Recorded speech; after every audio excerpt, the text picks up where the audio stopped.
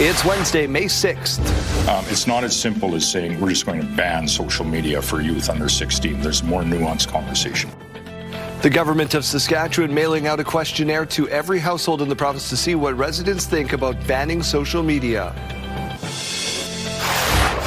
I just was made aware of that after the session. A surprise departure from the NDP caucus.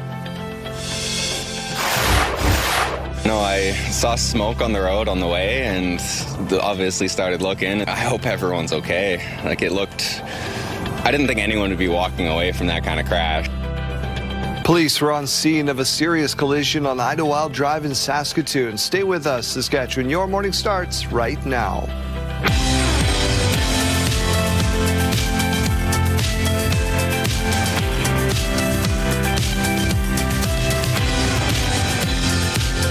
Welcome to Your Morning Saskatchewan. I'm Daryl. And I'm Janelle Lippi. Thank you for starting your day with us. All right, so Kayleen's taking another day away. Is the weather going to turn today? Well, it's supposed to be nice. Those skies are clearing up and no snow. We got some fun stuff coming up, too. Arden Lloyd is going to be on location at a cat rescue a little bit later on this morning. Let's get to your headlines. And we begin with that hantavirus case that is trending along our websites. The cruise ship with a hantavirus outbreak may have to find a new place to dock.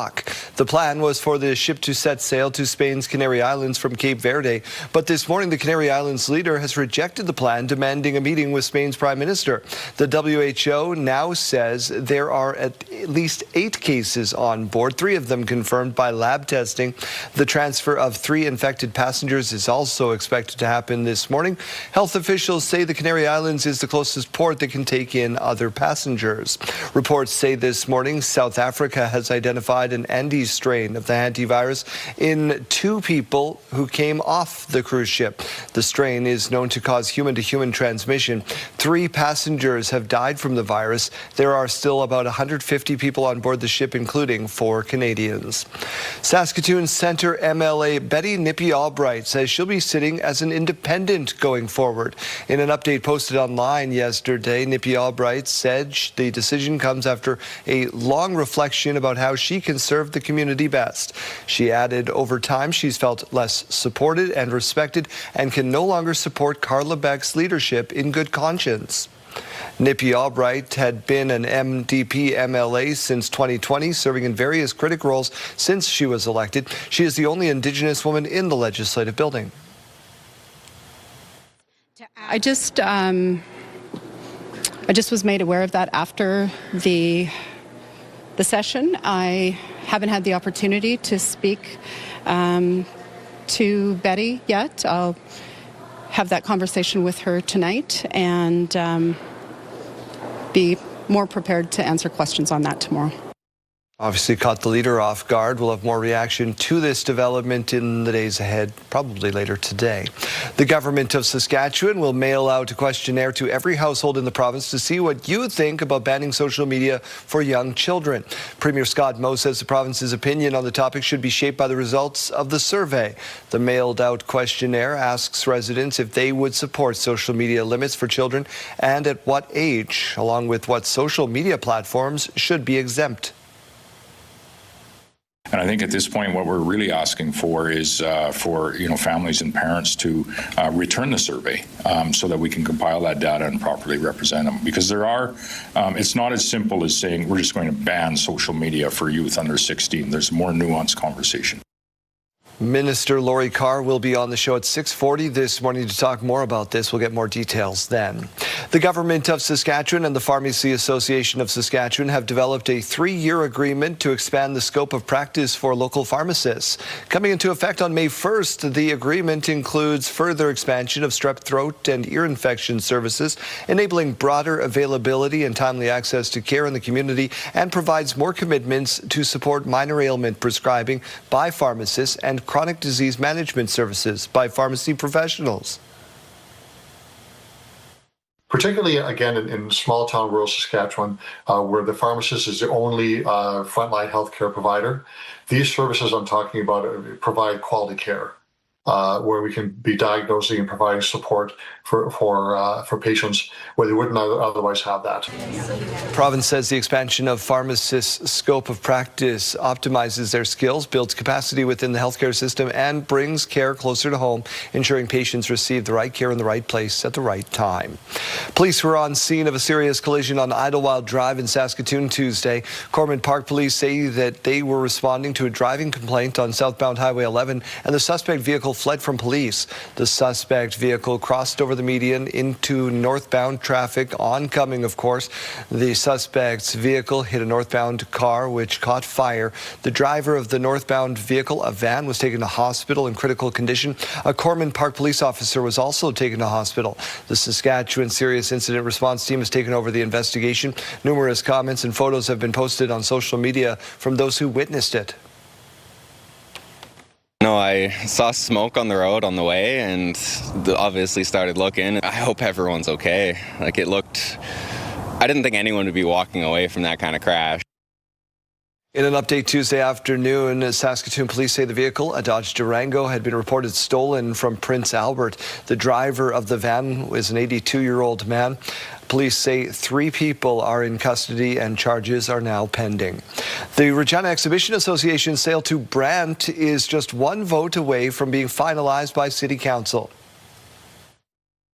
This is like winning the lottery.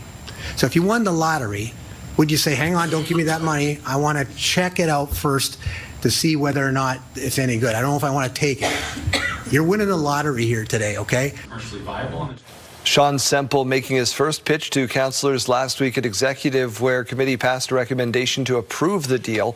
More than a dozen delegates are set to speak at council, some of whom did not present last week, like former Mayor Michael Fougere, while others, like Sean Semple, will be grilled by council for a second time.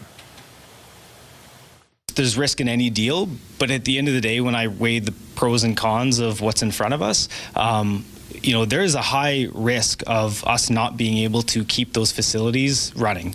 We heard that today, and you know, when we look at the evaluation and the condition of those assets. The proposal includes Brant taking over Real's operations and some properties on the campus, including the Brant Centre, for $6.5 million. Today's City Council meeting gets underway at 1 p.m. The Mayor, Chad Buczynski, will be on set tomorrow morning. Online training is now open for Saskatchewan producers planning to participate in the province's Strychnine Stewardship program as RMs prepare to distribute it. The 90-minute course is required for producers looking to use strychnine in eligible areas under a temporary exemption to control the population of the Richardson ground squirrel, also known as gophers. Participating RM officers will distribute strychnine later this spring, starting in early June, followed by an additional monthly shipment with a per-producer cap. The exemption runs until November 2027, and inventory is expected to go up in the summer. We will learn more about this on the show coming up later this week. The Toronto Maple Leafs will pick first in this June's NHL entry draft. It comes down to one bouncing ball. 12. Number 12. The number 12. The Toronto Maple Leafs have won the NHL draft lottery. Because of course they did. Toronto Maple Leafs great Matt Sundin smiling ear to ear after being named the team's new senior executive advisor. They only had an 8.5% chance of landing the top pick. It's the 3rd time they've had the first overall and selected Wendell Clark, guy you might have known in 1985, Austin Matthews in 2016. It's a dream start for the new GM. Really excited for the organization, for the fan base. I think it's a meaningful step, and just, elated. 18-year-old Canadian forward Gavin McKenna, he's from the Yukon, is projected to go first overall. He played on Canada's World Junior team for the past 2 years. He was at Penn State this year. The draft is in June. Let's get to our contest code word of the day. Janelle. That's right. You can wake up and win with CTV your morning and Affinity Credit Union. We could pay your bills with a massive $20,000. Imagine what you could do with an extra 20 grand. The possibilities are endless. Today's code word is fortune. Head to the contest page at ctvsaskatoon.ca or ctvregina.ca or scan that QR code on your screen. Enter fortune with your info for your chance to win the Your Morning $20,000 Pay Your Bills contest powered by Affinity Credit Union, an affinity for you. Now let's take a look at what we're seeing here in Regina for our current temperature. -7, a little bit of a colder start here to the day. We will start to see these temperatures rise though. Winds very light moving through the city at about 6 kilometers per hour. Over in Saskatoon, -6, again seeing those light winds, about 4 kilometers per hour, and a beautiful sunny day for Saskatoon. Now for our futurecast, we can see those clouds moving through the province. We aren't expecting to see anything significant for precipitation. However, tomorrow early in the morning, southern Saskatchewan can expect a couple spots of just light rain, nothing significant, something to just make the grass a little bit greener for the spring. Current temperatures throughout the province, Buffalo Narrows is at -5 along with L'Orange. South End -11, Hudson Bay sitting at -4. Kindersley and Swift Current -5, Yorkton -4, Weyburn -8.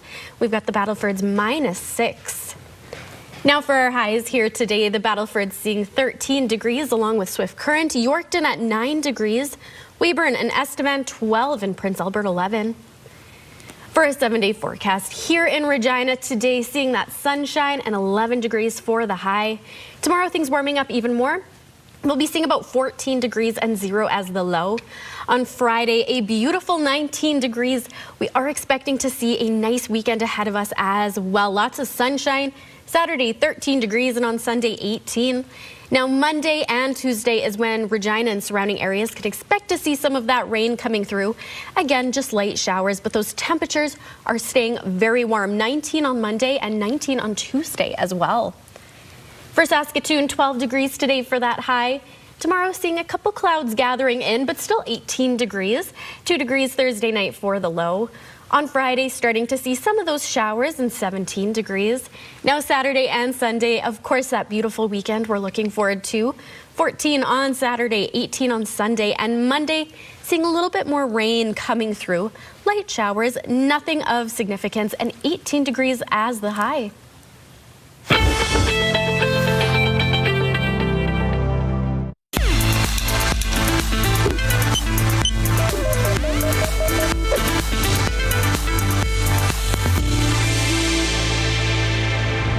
A small study researched 5 popular AI chatbots to create diet plans for 15-year-olds. The result, the plans underestimated daily energy needs by about 700 calories on average, roughly the equivalent of missing an entire meal every day. This can be concerning. Adolescence is a time where teens gain much of their adult height and body weight, while their bones rapidly strengthen, according to the American Journal of Clinical Nutrition. The brain is also still developing, especially areas that help with decision-making, emotion, and learning. At home, parents can model healthy eating, keep healthy foods easy to reach, share healthy family meals, and involve your teen in grocery shopping or cooking. The bottom line, before following an AI-generated diet plan, experts say teens and parents need to talk with a health professional to make sure growing bodies are getting what they need. With this Medical Minute, I'm Alex Stone. Health Report, brought to you in part by SEIU West, Saskatchewan's first healthcare union.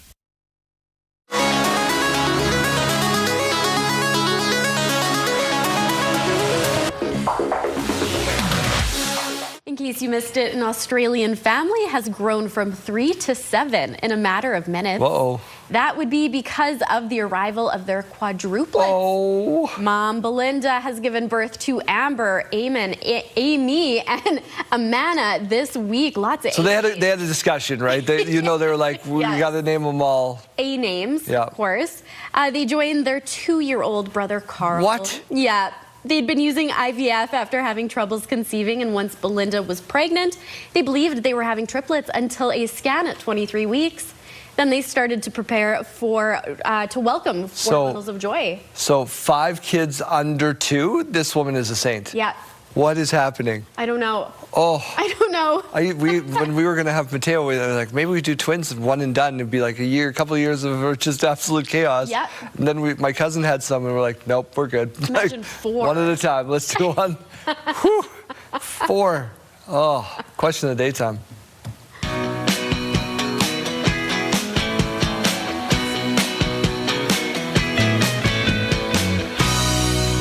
did just think of it, though. That continues our streak of multiples. Because we had the story about the ewes, the 5 ewes, the 3, was it goats? Yep, the goats. And now the quadruplets. I can't wait to see what tomorrow is. We got a trend going. Question of the day, it's National Languages Day. So we're asking you what language you've always wanted to learn. Yeah. I really regret not taking French in university. But you did take a unique class. I did take a unique class. I took Latin. And do you have any of it left? Absolutely not. None. I didn't retain a single word. That's it. Yeah. Elective. Got to take one. Yeah, exactly. I got English and French down. I'd like to do Norwegian because my family's Norwegian. I don't know if it would be useful in any way, shape, or form, unless I went to Norway. But we want to hear from you. What's the language you've always wanted to learn? Or what's one you're learning right now with one of those fancy apps? Scan the QR code. Let us know. We're back after this.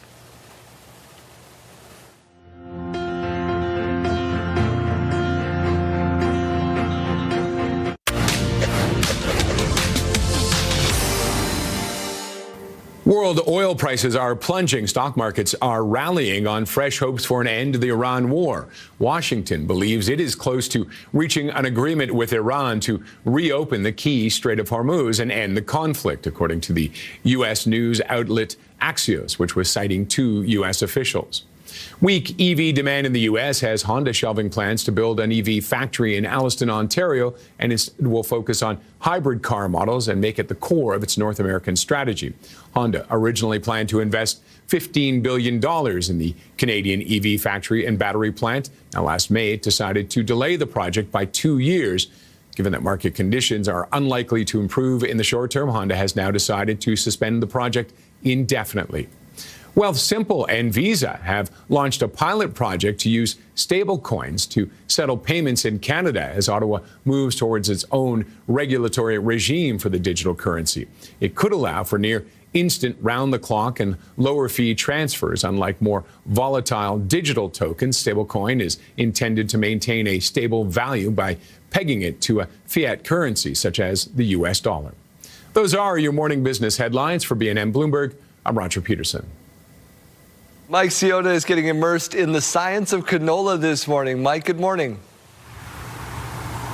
Good morning indeed, and you're right, yeah. And the science of canola is something that I am learning a ton about right now. I'm joined by Tabitha Boot from BASF, and we're here on an exciting morning because this ground right here will be broken for what? Absolutely. We are investing $27 million to bring a bigger and better breeding facility here in Saskatchewan. It's a global resource for canola growers, and we're just super excited to break the ground today and celebrate the milestone. No doubt. Now, the building immediately beside where the new building will be placed has been around for, I think, about 3 decades, you were saying. Talk about the growth in terms of canola growth from then to now and why it's so important that we have this expansion.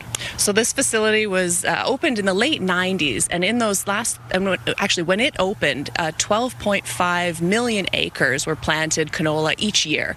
We're now seeing 22.5 million acres each year, and so that growth and that expansion has a lot to do with this facility and the scientists that are able to bring the innovations to our farmers. No doubt. And then obviously through facilities like the one that exists and the one that will be built, we're seeing advancements in terms of crop research and more seeds per pod, more pods per branch. It's all about bringing reliability to our customers, giving them choice so that they can pick the best seed for their growing conditions, make sure that they've got canola seeds in the bin, which means money in their pockets, which makes everyone happy because this is a huge economic contributor to the Canadian economy, and we're just really proud of the part we're able to play.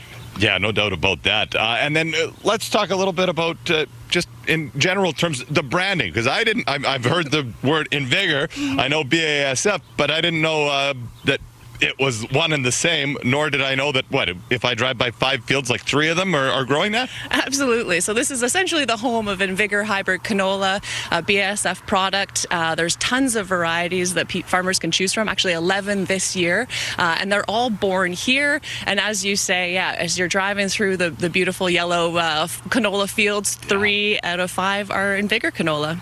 There you go. The more you know, I guess, Daryl. We'll send it back to you, but lots more to learn this morning. Let's take a look now at school day forecast brought to you by CAA School Safety Patrol, working together to keep our school zone safe. In Regina, by the time you get onto the bus, -7. By about 12 p.m. noon, 8 degrees, and final bell brings us to 10 degrees and lots of sunshine. Over in Saskatoon, -6 by the time you get onto the bus. Lunchtime brings us to 9 degrees, and final bell sitting at 11. Here's a look at today's gas prices. In Regina, the common cost to fill up is $1.89.9. You can find regular fuel for as low as $1.74.9. And in Saskatoon, the common cost is $1.89.9. The lowest you might find is $1.82.9. Taking a look at farm markets, the street price of canola is $693.33 per ton. That futures price is $757.30 per ton. Amber durum wheat is $278.59 per ton. Red spring wheat is $295.08 per ton. And the Canadian dollar begins the day trading at 73.44 cents US. After the break, how you can have your say over a potential social media ban for children. Minister Lori Carr joins us in about 15 minutes. Stay with us.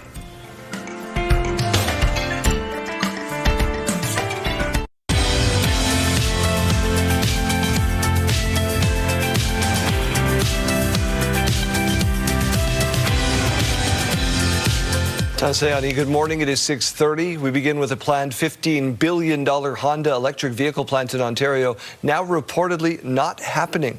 Honda first announced the plan for the plant in Allison, Ontario in 2024 with a goal of producing 240,000 cars a year. It was slated to open in 2028, but in May of last year, Honda announced it was pausing the project. According to financial newspaper Nikkei Asia, slow U.S. demand has pushed the Japanese automaker to put the plant on hold indefinitely. The Office of the Industry Minister says the global automotive sector is experiencing a significant change, but in a statement to CTV News, Honda Canada says the company has nothing to report at this time. Floodwaters are now forcing people from their homes here in Saskatchewan. This is a family farm near Tisdale. The homeowner says her family was forced to evacuate by boat this week as water quickly surrounded the property. She says it's devastating to watch her home and livelihood disappear. We don't know when we're going to go back home. Like, all we have are the shirts on our back. Like, it was so scary. Members of the Red Earth and Shoal Lake Cree Nations east of Nipawin are also being forced out by rising water. The Red Cross says it's helping with evacuations, with many residents heading to hotels in Prince Albert and Saskatoon. Such a dramatic difference between there and the southwest, where it is dry. Prime Minister Mark Carney says his government plans to stay the course with Alberta as the push for separation referendums plays out. To act as we have from the start, which is in the spirit of cooperative federalism, making the country work, making it work for Albertans, making it work for Indigenous peoples, making it work for all Canadians. The group Stay Free Alberta claims to have collected more than 300,000 signatures in favor of a referendum. That number still needs to be certified by Elections Alberta. The Prime Minister also says there are legal hurdles to clear for the referendum question to be put to the people. U.S. President Donald Trump is now pausing the U.S. operation of guiding stranded vessels out of the Strait of Hormuz. Hormuz do not belong to Iran. They don't have a right to shut it down and blow up ships and lay mines. And that's what they've done. That needs to be addressed. Otherwise, and it cannot be normalized. Under no circumstances can we live in a world where we accept, okay, this is normal. Trump says the pause of the Project Freedom will last for a short period of time to see if a peace deal with Iran can be finalized. Trump said U.S. forces had struck 7 Iranian boats that he said had tried to attack commercial ships. According to the Pentagon, there are around 22,000 mariners on more than 1,500 vessels still trapped in the strait. The Saskatchewan government has passed new legislation allowing involuntary addictions treatment in certain extreme cases. The province has passed the Compassionate Intervention Act, allowing for involuntary addictions treatment in extreme cases. Officials say it's designed to help people with severe addictions who are unable to seek help due to serious health and safety risks. The process includes strict criteria and can be initiated through a court order, medical referral, or police intervention. Treatment ends once a person regains capacity with further support available voluntarily. The act is expected to come into full force in fall. The province is increasing funding by more than $500,000 for the trade and skills centres in Regina and Saskatoon.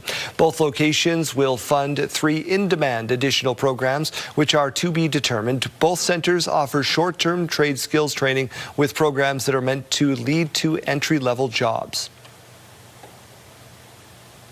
Need in our community for entry-level workers and for general tradespeople is huge. Just give you a little bit of an example. We always send out a heads-up email whenever a course starts.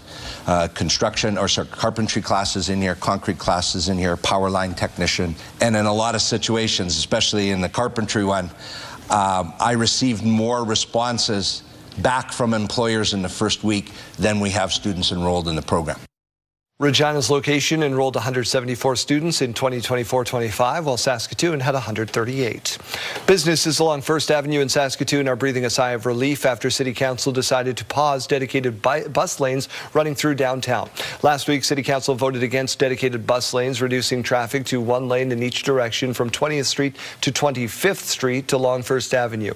Affected businesses on First say they're pleased to see the city take some time to consider their concerns. Don't think anybody's really happy about the situation. I think the concept's great, but the implementation is sorely lacking, and the amount of space that they've decided that they need to take up for it is way more than it needs to be. Administration didn't say how long it will take to bring back answers, but route along First Avenue won't be considered again until their report is ready. Globe Theatre is celebrating 60 years in the round and took the time to announce its 2026-27 lineup. 5 new plays will be part of the new season starting in late September. The first play will be a comedy called Mesquite Heist, a comedy written by Nizarqua Narwaz and directed by another person, which will wrap up October 18th. The following 4 acts will be It's a Wonderful Life, Les Mis, Indians and Cowboys, and Evil Dead the Musical. After winning the Eastern Conference WHL Championship over the weekend, the Prince Albert Raiders are preparing for the WHL Final. The Raiders defeated the Medicine Hat Tigers, as we told you on this show, in Game 6 of the Eastern Final and return back to Prince Albert Monday. They'll soon head out to Everett to take on the Silvertips in Game 1, which happens Friday night. During the regular season, the teams only met once, with them going 1-1.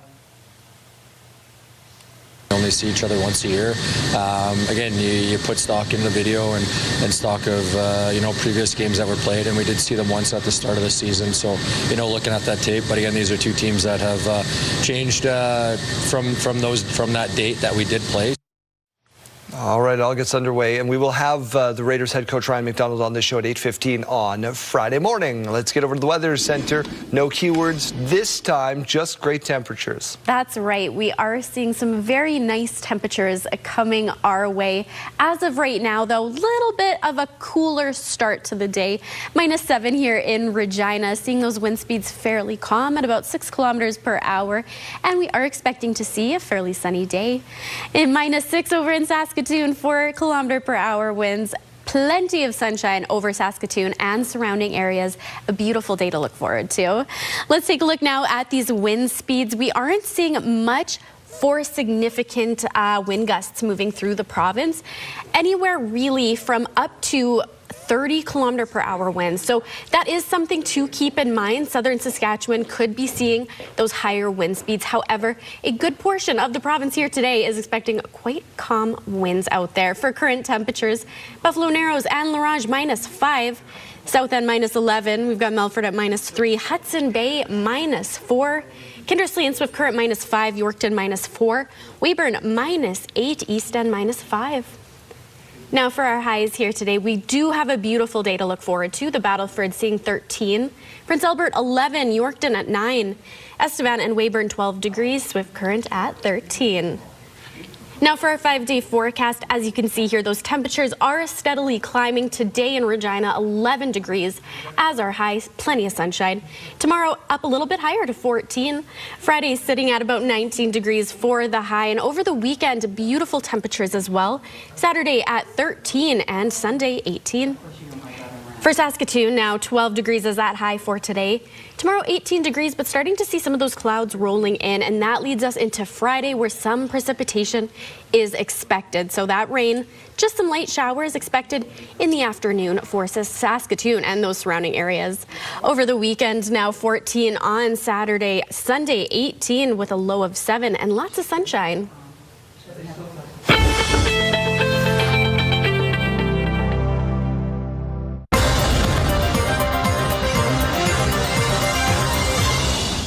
The government of Saskatchewan is mailing out a questionnaire to every household in the province to see what you think about banning social media for young children. We've talked about this at length on this program. One of Laurie Carr's many titles is Minister of Mental Health and Addictions, joins us in studio this morning. Thank you so much for doing this. It's my pleasure. Let's talk about why you've decided to go down this route. Australia just straight up said under 16, can't use it.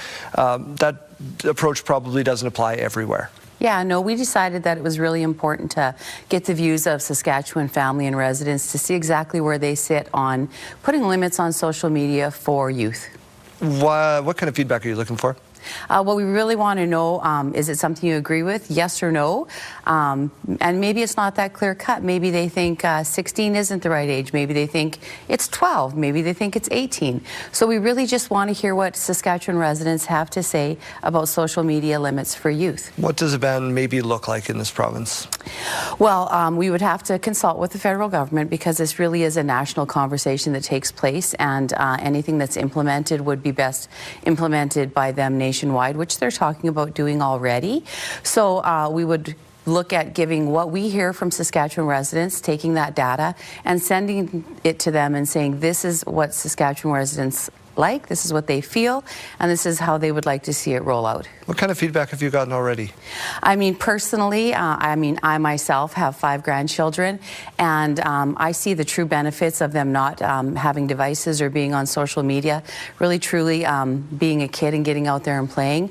You hear stories of youth, whatever age, 8 to 16, and the pressures there are on them to, maybe have some type of social media platform, but the dangers that may come with that and the concerns that parents have with that, really this is just, it would be another tool in the toolbox to say, you know what, until you're this age, it's not allowed, and just let kids be kids. You get enough peer pressure in the classroom face-to-face, you don't need that on a device. Isn't there the fear, though, that some people want to do it more because you say you can't do it? Well, there's always that possibility, but you got to weigh the benefits as opposed to the opposite side. And when you look at our youth and the challenges and the stressors and the pressures that they have these days, this is my opinion that I'm viewing right now, but we want to hear from parents and how they feel about those pressures and whether they're necessary. Manitoba's done this. They've taken it a step further and they've implemented their own policy. What did you like about what they're doing, and what can you learn from what they're doing? Yeah, no, we're watching what Manitoba is doing, and it's great that they've decided to go the avenue that they've gone, but we really think it's important to hear what the people of Saskatchewan think and pass that view on to the federal government. Gather all this information, then what do you do with it? Yeah, for sure. So the postcards are going to be going out in the mail in the next week or two. It's really easy. There's 4 questions. There's a place for comments that they can fill out, and then from there there's a postage paid on it already. You just pop it in the mail. We're hoping to have them all back by June 30th. We'll culminate them, see what percentage we get back that we sent out, see what the results are, and then give that feedback to the federal government. And I'll let you go on this. How early could we see something implemented? Once feedback is back, you've gone through the process. Yeah, no, we'll let those results know to the Saskatchewan public exactly what we heard, and we'll send them into the federal government and let them know how Saskatchewan feels. There you go. Just like my mom used to say about elections, if you don't vote, you can't complain. She used a different word. Return those surveys once you get them. Hi everyone, Mark Rowe inside the Sports Center newsroom with your must-see moment from Tuesday in Fort. We're going to head to Detroit with the Pistons taking on the Cavs in Game 1 of their series. Second quarter, off the steal, Keon Ellis looks to go in for the lay-in, but check out Asar Thompson chases him down for the huge rejection. Thompson not giving up on the play, coming up with a massive chase-down block. That is your must-see moment from Tuesday, and on Wednesday on TSN, you can see Game 2 between the Sixers and Knicks. New York won won Game 1 by 39 points. Coverage starts at 7 Eastern, 4 Pacific. That's all from the SportsCenter newsroom. Have a great day.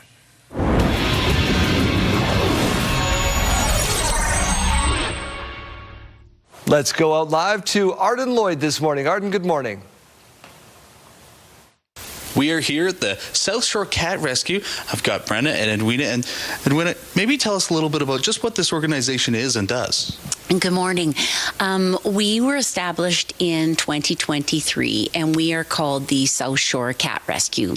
We're a nonprofit charity in the Buena Vista and Regina Beach area and surrounding rural area, and we save cats and kittens in the community, both feral and cats and kittens that need a home, need neutering, spaying, deworming, their shots.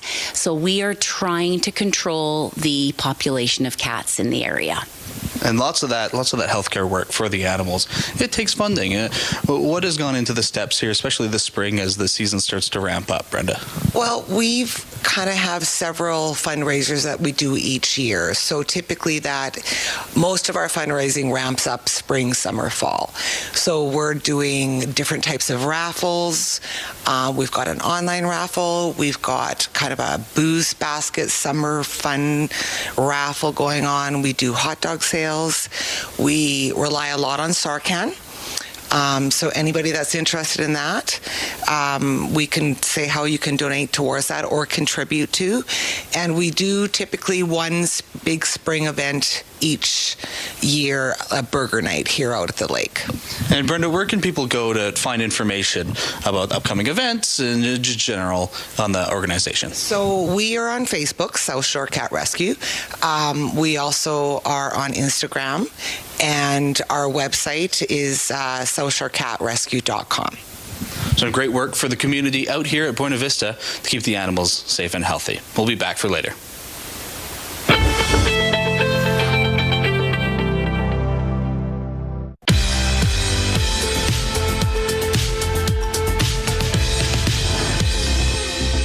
It's May 6th, and we have these milestones to share with you. Happy 5th birthday to Oliver. Lots of love from Mom, Dad, and Quinn. Lois is turning 75 today. Happy birthday to you with love from Tony, who hopes you enjoy this beautiful spring day. And happy 1st birthday to Oakland. Your mom and rest of the family love you so much. Milestones, brought to you by Harbor Landing Village, an award-winning senior care and living community in Regina. If you have a milestone coming up, you can send us an email at yourmorningsaskatchewan@ctv.ca, or you can scan that QR code on your screen. Please make sure to send them at least one day in advance.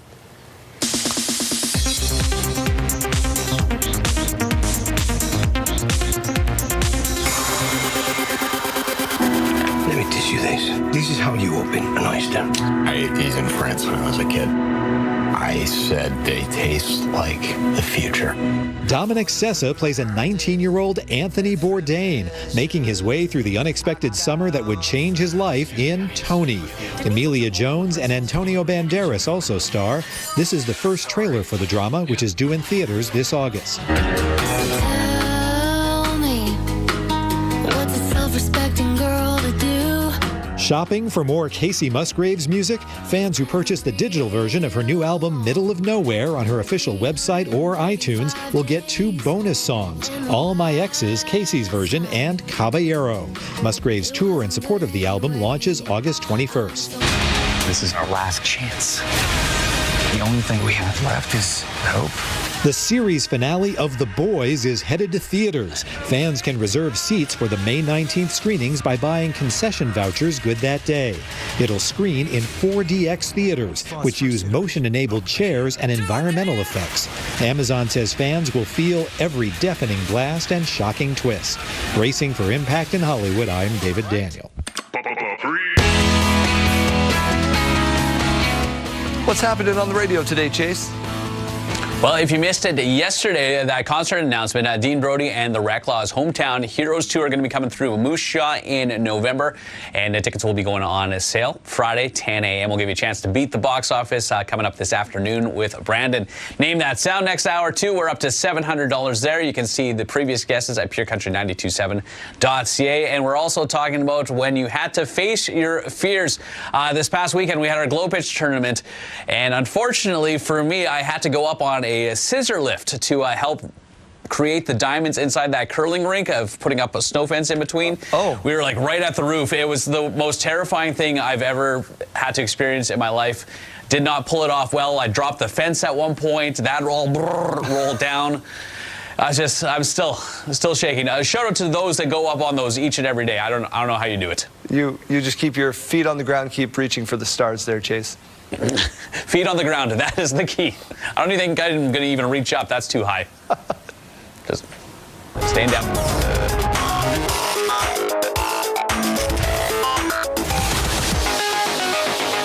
I just asked if she knew what keep your feet on the ground and keep reaching for the stars. No clue. Not a clue. Star search if you're not in the know. This is a struggle many parents and guardians know all too well, trying to get kids to follow the rules. Rules for the hotel that children need to follow. Thank you. You have to sleep with your diaper on. You cannot sleep without a sleep diaper. No yelling because there's other people. I've seen this before. This is ingenious because kids obviously can't read yet. Exactly. Right? Yeah, so this is a great idea. She's like, listen, these are the rules. If you want to stay at this, otherwise we got to go home. And just makes them up as she goes along. Sure, yeah. Well, it works, I'm sure. They must have done okay. All right, now to a kid who takes rules very seriously. I mean, to the letter.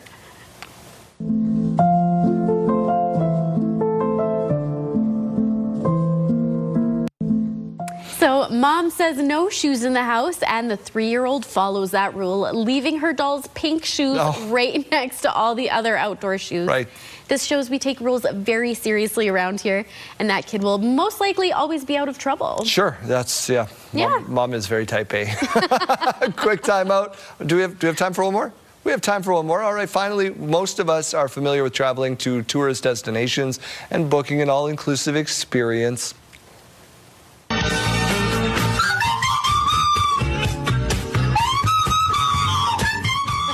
This lady was expecting a free drone photo shoot as part of her all-inclusive tour in the Philippines, but instead she gets a person trying to be a drone with little skips in the way to get the shot. Is there a reverse angle on this? Or are we only seeing this?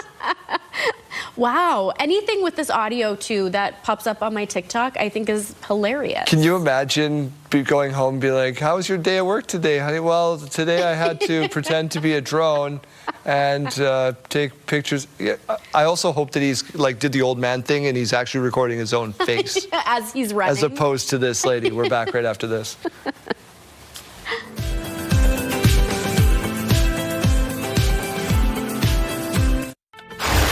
It's Wednesday, May 6th. It's not as simple as saying we're just going to ban social media for youth under 16. There's a more nuanced conversation. Governments of Saskatchewan, as you heard on this program, mailing out a questionnaire to every household, seeing what you think about banning social media for kids. Every day, your prices go up. You'll hear a comment from the U.S. administration saying they will do this or they will do that regarding the Straits of Hormuz. The bigger issue is the amount of shortage that we have. How high will it go? Gas prices have spiked again, and experts say a shortage in supply is pushing any relief further away. I wanted them to do as poorly as possible this year for this opportunity. I cannot believe Toronto won. Unbelievable. For Canucks fans, hard to watch. For Flames fans, it wasn't great. We dropped from 4th to 6th. The Leafs win the draft lottery. Stay with us, Saskatchewan. Your morning starts right now.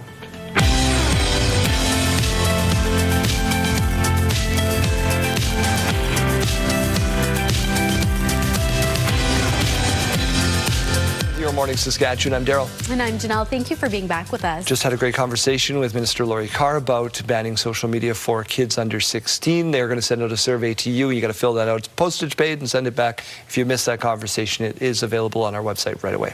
That's right. And it's going to be cold out there today, but better than it was last week when Monday it snowed on us at soccer. That's right. It's a little bit chilly here this morning, but those temperatures are going to climb gradually as the week goes on and into the weekends. Yeah, my son was not pleased. 7:01. Let's get to news. The cruise ship at the center of that deadly hantavirus outbreak may have to find a new place to dock. The MV Hondias has nearly 150 people on board, 4 Canadians included. It's marooned off the coast of Cape Verde, South Africa. The plan was for the ship to sail to the Canary Islands in Spain, but this morning the Canary Islands leader has rejected that plan, demanding a meeting with Spain's Prime Minister. 3 passengers on the ship have died after it set sail from Argentina a month ago. World Health Organization now says there are 8 cases on board. 3 passengers have been transported from the ship to get medical care in the Netherlands. Meantime, a rare strain of the hantavirus has been found in patients linked to the outbreak. South Africa's health ministry says the Andes strain has identified 2 people who are transported from the ship. The strain can also be transmitted between humans in rare cases. Hantavirus usually spreads by inhaling contaminated rodent droppings. Developing news this morning from the opposition party in this province. Saskatoon Centre MLA Betty Nippy-Albright says she'll be sitting as an independent going forward. In an update posted online yesterday, Nippy-Albright said the decision comes after a long reflection about how she can best serve her community. She added over time she's felt less supported and respected and can no longer support Carla Beck's leadership in good conscience. Nippy-Albright had been an MLA with the NDP since 2020, served in various roles, critic roles, and was the only elected Indigenous woman in the legislature. Yeah, I just was made aware of that after the session. I haven't had the opportunity to speak to Betty yet. I'll have that conversation with her tonight and be more prepared to answer questions on that tomorrow. We'll have more reaction as well as Carla will in the days ahead. A serious collision in Saskatoon's North End Tuesday morning shut down part of Idlewild Drive for several hours. A man was taken to hospital with critical injuries after a vehicle was hit by another fleeing police. Carla Shinkaruk reports. This was what traffic in the north end of the city faced during the morning commute. The northbound lane of Idlewild Drive near 58th Street was closed after a serious collision that started with a police pursuit.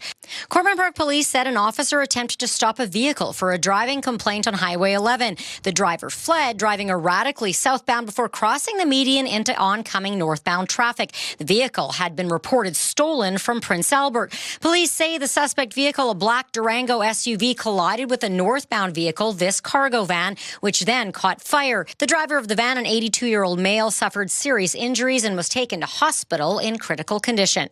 Comments, photos, and videos were quickly posted to social media. Drivers passing by heading to work tell us what they saw. As I came down, turned in front of Princess Auto to the Idlewild Service Road here, there was just a big cloud of smoke. I saw smoke on the road on the way and obviously started looking. Just plumes of black smoke. I was able to drive past it, and you could feel the heat from that far away. Emergency crews responded quickly. As I got closer, there was Corbin Park Police were already kind of blocking the traffic coming down Idlewild, and then there was the big Durango. It was all damaged up there in the ditch. After that, all the fire trucks showed up and started putting the fire out. Saskatoon police say 3 people have been taken into custody. Charges are pending. Northbound lanes were reopened Tuesday afternoon. I hope everyone's okay.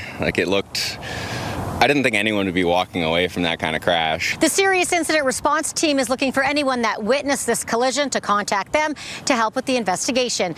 Carla Shinkaruk, CTV News, Saskatoon. Thank you, Carla. The Regina Exhibition Association sale to Brant is just 1 vote shy of being finalized by City Council. This is like winning the lottery. So if you won the lottery, would you say, hang on, don't give me that money. I want to check it out first to see whether or not it's any good. I don't know if I want to take it. You're winning the lottery here today, okay? Commercially viable. Sean Semple making his first pitch to council last week at Executive, where committee passed a recommendation to approve the deal. More than a dozen delegates are set to speak at today's council meeting. Some who did not present last week, like former Regina Mayor Michael Fougere, while others, like Semple, will be grilled by council for a second time. there's risk in any deal, but at the end of the day, when I weigh the pros and cons of what's in front of us, you know, there is a high risk of us not being able to keep those facilities running. We heard that today, and you know, when we look at the evaluation and the condition of those assets. Proposal includes Brant taking over Real's operations and some properties on the campus, including Brant Center, for $6.5 million. Wednesday's council meeting starts at 1 p.m. That's later today, and the Mayor Chad Baczynski will be on the show tomorrow morning. Toronto Maple Leafs beat the odds to win the NHL's draft lottery. Crazy, man. Crazy. Plan the parade. It's pretty crazy, unexpected, and hopefully they do something useful with it. It'll be the third time Toronto gets to pick first overall. Fans were sweating a bit before the draft. The Leafs would have lost the pick if they landed outside the top 5. Toronto had an 8.5% chance of winning, and of course they won. Which team had the best odds? Vancouver.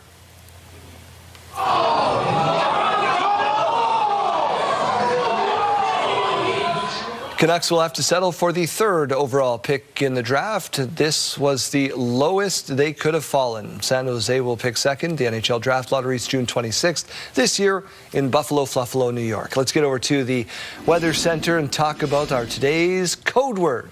That's right. Wake up and win with CTV Your Morning and Affinity Credit Union. We could pay your bills with a massive $20,000. Imagine what you could do with an extra 20 grand. The possibilities are endless.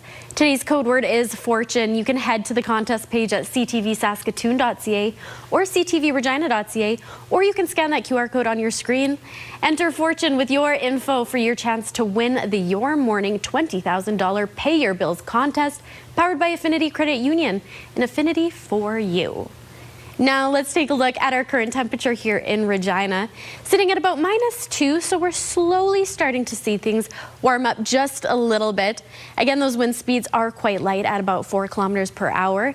A beautiful sunny start to our morning. Over in Saskatoon, -2, very calm winds. A couple more clouds in the sky, but again, that sun is out. Now let's take a look at our current temperatures here in the province. Buffalo Narrow sitting at -2, Spiritwood -3, Stony Rapids at -5, Nipawin, Melfort, and Hudson Bay -1. Kindersley -4, East End sitting at 0 degrees, Yorkton -1, Estevan -2. For our highs today, the Battlefords will be seeing about 13 degrees along with Swift Current. Yorkton 9 degrees, Estevan and Weyburn both at 12, and Prince Albert 11. For a 7-day forecast here in Regina today, 11 degrees for our high, -4 tonight as that low.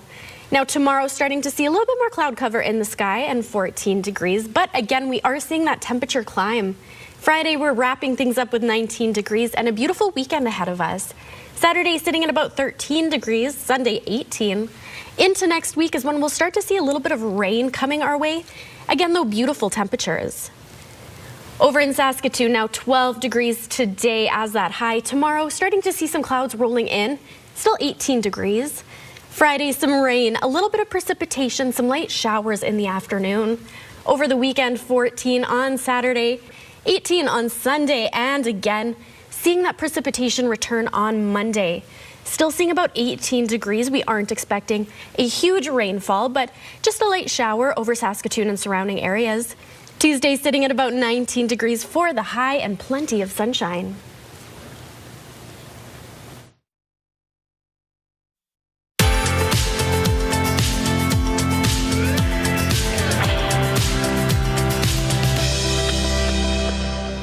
Time for today's rural forecast. Lloydminster, Meadow Lake seeing about 13 degrees. Hudson Bay and Melfort 9. Wynyard 8, seeing plenty of sunshine across the province. Maple Creek 16, Leader and East End at 15, Broadview and Carlisle 10 degrees. Now let's take a look at Hanley, where internet plans up to 1 gig are available from SaskTel. Seeing about 11 degrees as that high for today. Mainly sunny skies and those winds fairly calm at about 5 to 20 kilometers per hour. Mike Siona has canola on the brain this morning for a very good reason. 27 million reasons, in fact, Mike.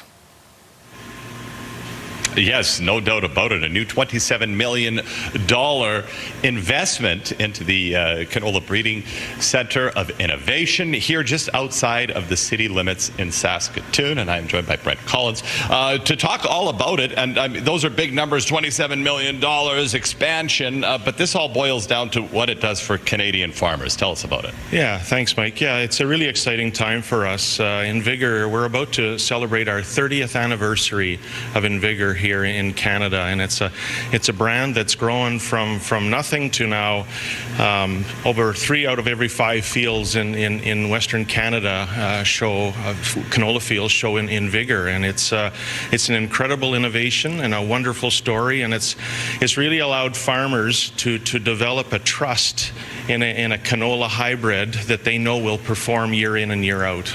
And all of that research happens right here. I mean, we're in the glass house. The new facility will be more of this, but obviously with newer technology, the most up-to-date, state-of-the-art opportunities to really drive research. Yeah, it's for a farmer in Western Canada, it's about yield, and growers have learned to trust in Vigor as a canola hybrid that's going to yield year after year, and I think it's innovation like this. It's the investment, and it shows that BASF is investing in Western Canadian farmers, and yeah, we're really excited to get started and allow our breeders to really start to do their magic here in the glass houses.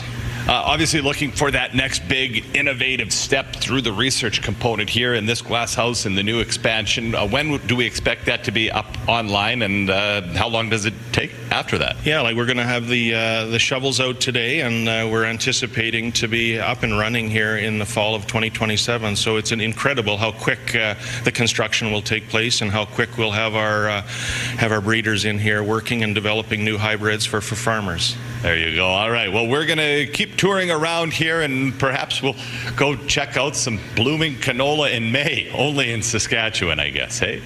Used to say, if you don't like the weather in Saskatchewan, just wait a minute. Mike, thank you so much. Hi everyone, Mark Rowe inside the SportsCenter newsroom with your must-see moment from Tuesday in Fort. We're going to head to Detroit with the Pistons taking on the Cavs in Game 1 of their series. Second quarter, off the steal, Keon Ellis looks to go in for the lay-in, but check out Asar Thompson chases him down for the huge rejection. Thompson not giving up on the play, coming up with a massive chase-down block. That is your must-see moment from Tuesday, and on Wednesday on TSN, you can see Game 2 between the Sixers and Knicks. New York won Game 1 by 39 points.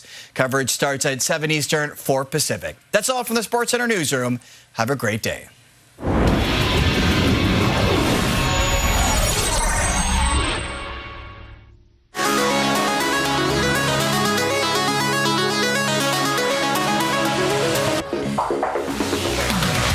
This was an unforgettable experience for a young Toronto Blue Jays fan.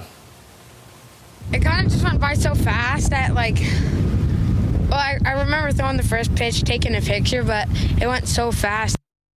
This is Blake from Moncton. He flew out, threw out the first pitch at the Jays game last week. He got the chance through the Make-A-Wish Foundation. Blake said he wasn't too nervous to be on the field. It shows since he threw a perfect little strike there to one of his favorite players, George Springer. It's nice to see him get out there and get the chance to do that. Wow, what an amazing experience. Yeah, ace there along the ride. Yes. Got him on out there. There we are. Aw, wonderful. All right, well, question?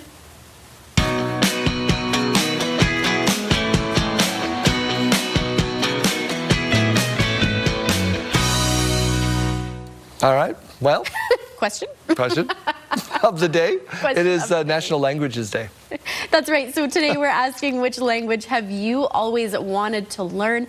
We did get a couple answers in, and there is still time to send in yours. No one wanted to learn Latin like you did in college? No? I'd offer to teach them, but I don't even know it myself. Well, fair enough. It is a dead language after all. That's right. Well, Donnie here says Ukrainian, which is a great one. Yep. We have a nameless answer that came in, and it says Mandarin. Yeah, always remember to just give us your first name so we can share that along the way. That's right. But a great answer. And Taylor, who says, I want to learn how to speak French. Nelson Bird used to teach me a Cree word of the day, and I've retained some of it. I used a little bit throughout the show. You might notice at the top of the hours.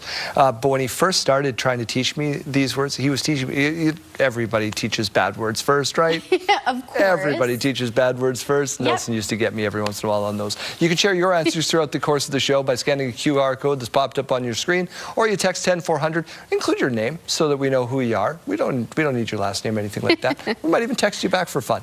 We're back after this with your morning mystery.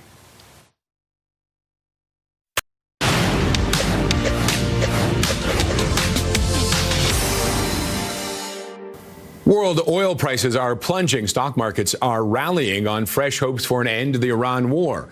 Washington believes it is close to reaching an agreement with Iran to reopen the key Strait of Hormuz and end the conflict, according to the U.S. news outlet Axios, which was citing 2 U.S. officials. Weak EV demand in the U.S. has Honda shelving plans to build an EV factory in Alliston, Ontario, and it will focus on hybrid car models and make it the core of its North American strategy. Honda originally planned to invest $15 billion in the Canadian EV factory and battery plant. Now, last May, it decided to delay the project by 2 years. Given that market conditions are unlikely to improve in the short term, Honda has now decided to suspend the project indefinitely. Wealthsimple and Visa have launched a pilot project to use stablecoins to settle payments in Canada as Ottawa moves towards its own regulatory regime for the digital currency. It could allow for near instant round-the-clock and lower-fee transfers. Unlike more volatile digital tokens, stablecoin is intended to maintain a stable value by pegging it to a fiat currency, such as the U.S. dollar.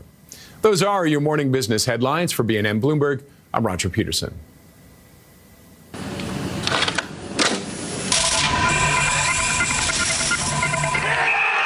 Watch closely, because this is something you will probably never see again. You're looking at rare footage of former Rough Rider receiver Don Narcisse making a catch at Taylor Field in 1995 against the Memphis Mad Dogs. No joke. In 1995, the CFL expanded into the U.S., and a team was born in Memphis, Tennessee. And no, it did not last very long, as the Memphis Mad Dogs only played 1 season. And this is video from the only time they played the Riders at Taylor Field in Regina. The game was not televised, disappointing since it was a thrilling contest. A sellout crowd saw the afternoon seesaw battle. The Riders led early, but Memphis would tie it up. The highlights included this 40-yard pass from David Allen to Joe Horn. The Riders would go up again, this time by 14 points. But Memphis stormed back to pull within just 3. Then, with no time left on the clock, Memphis kicker Nick Mystrom lined up for a game-tying field goal, but missed it wide. The Riders got a single point and went on to win 34-32. Memphis would fold after the season, though it boasted a number of stars, including CFL great Damon Allen and wide receiver Joe Horn, who would springboard to a notable career in the NFL.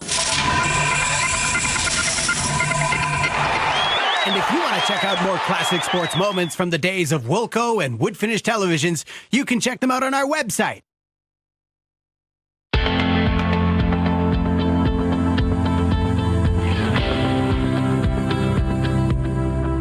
Time for the morning mystery. It's just the 2 of us. That's right. All right, it is a fruit today. 3 clues. Here we go. The fruit is low in calories but high in fiber, vitamins, and minerals. It's like every fruit. They are edible seeds called arils. Okay. The fruit plays a large role in Greek mythology, serving as a symbol of life and death. I'm on it. You know it? I'm on it. Yep. I don't know. I'm going to guess. I'm going to put a question mark with mine because I'm very certain of my answer. Look at you. What do you? Is your earpiece in? Are you cheating? No, I think I spelt it wrong. Okay, though. what do you got? Pomegranate? Yeah. Okay, I'm going with the olive. Olive? I don't know. Isn't olive a fruit? Pomegranate. Whoa. Wait, I did spell it really wrong. But? But I got it right. Without cheating. Oh, what a good day. Oh my goodness, it is a pomegranate. That is the answer to today's morning mystery. Good for you. Yes. Studio consideration provided by Father's Furniture, specializing in quality Canadian-made furniture. School day forecast is brought to you by CAA, School Safety Patrol, working together to keep our school zone safe. In Regina, by the time you get onto the bus, -2. Lunchtime brings us to 8 degrees, and about 3 p.m., final bell, 10 degrees. Over in Saskatoon, -2 by the time you get onto the bus. At noon, we'll be sitting at about 9 degrees, and final bell, 11. Here's a look at today's gas prices. In Regina, the common cost to fill up is $1.89.9. You can find regular fuel for as low as $1.74.9. In Saskatoon, the common cost is $1.89.9. The lowest you might find is $1.82.9. Taking a look at farm markets, the street price of canola is $693.33 per ton. The futures price is $757.30 per ton. Amber durum wheat is $278.59 per ton, and red spring wheat is $295.08 per ton. And the Canadian dollar begins the day trading at 73.44 cents US. If you're watching on CTV Saskatoon or Prince Albert, you'll hear from Saskatoon's police chief. If you're with us on CTV Regina or Yorkton, hear from Regina's police chief coming up in about 10 minutes on Your Morning Saskatchewan.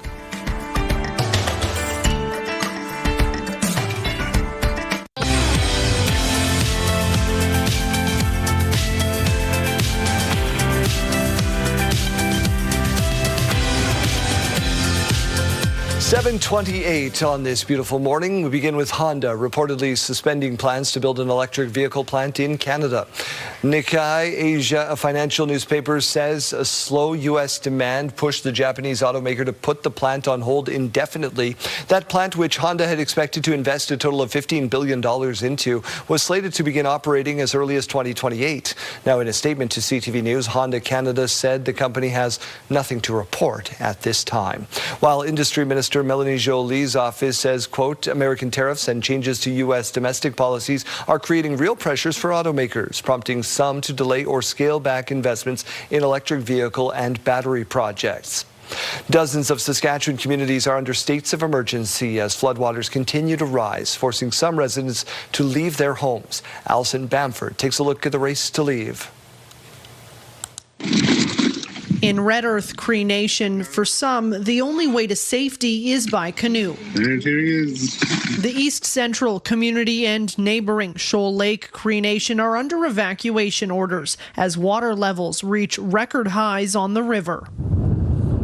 Across northern and central Saskatchewan, spring floods are causing chaos, prompting 26 communities to declare local states of emergency. We've never seen water like this. Sierra Bassingthwaite's family farm is completely surrounded by water. Her family was forced to flee by boat Monday morning. Like all we have are the shirts on our back.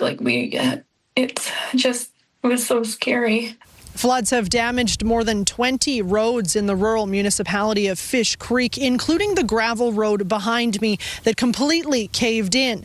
Residents told us they haven't seen flood damage quite like this in almost 20 years. The province hasn't received any reports of injuries due to the flooding, but there have been some close calls. Look at her right there. Wow. Austin Martinyuk was driving on this road in the dark. He didn't see the water running over it until it was too late. Tried hitting the brakes, wall of water just spits up, and next thing you know, I feel a big smash because I went off into the ditch. I open up my door and I just see nothing but flood water going straight down. So we had to get out right away. A reminder that conditions can change quickly and without warning. Unpredictability that evacuees now face as they wait for word on when they can return home. Alison Bamford, CTV News, near Waka, Saskatchewan. Turning to the Middle East, U.S. President Donald Trump is now pausing the American operation of guided stranded ships out of the Strait of Hormuz. Trump posting on social media that the pause of the Project Freedom will last for a, quote, short period of time to see if a peace deal with Iran can be finalized, end quote. Trump says U.S. forces struck 7 Iranian boats he says had tried to attack commercial ships. A report this morning says the Trump administration believes it is close to reaching an agreement with Iran to reopen the strait and end the war.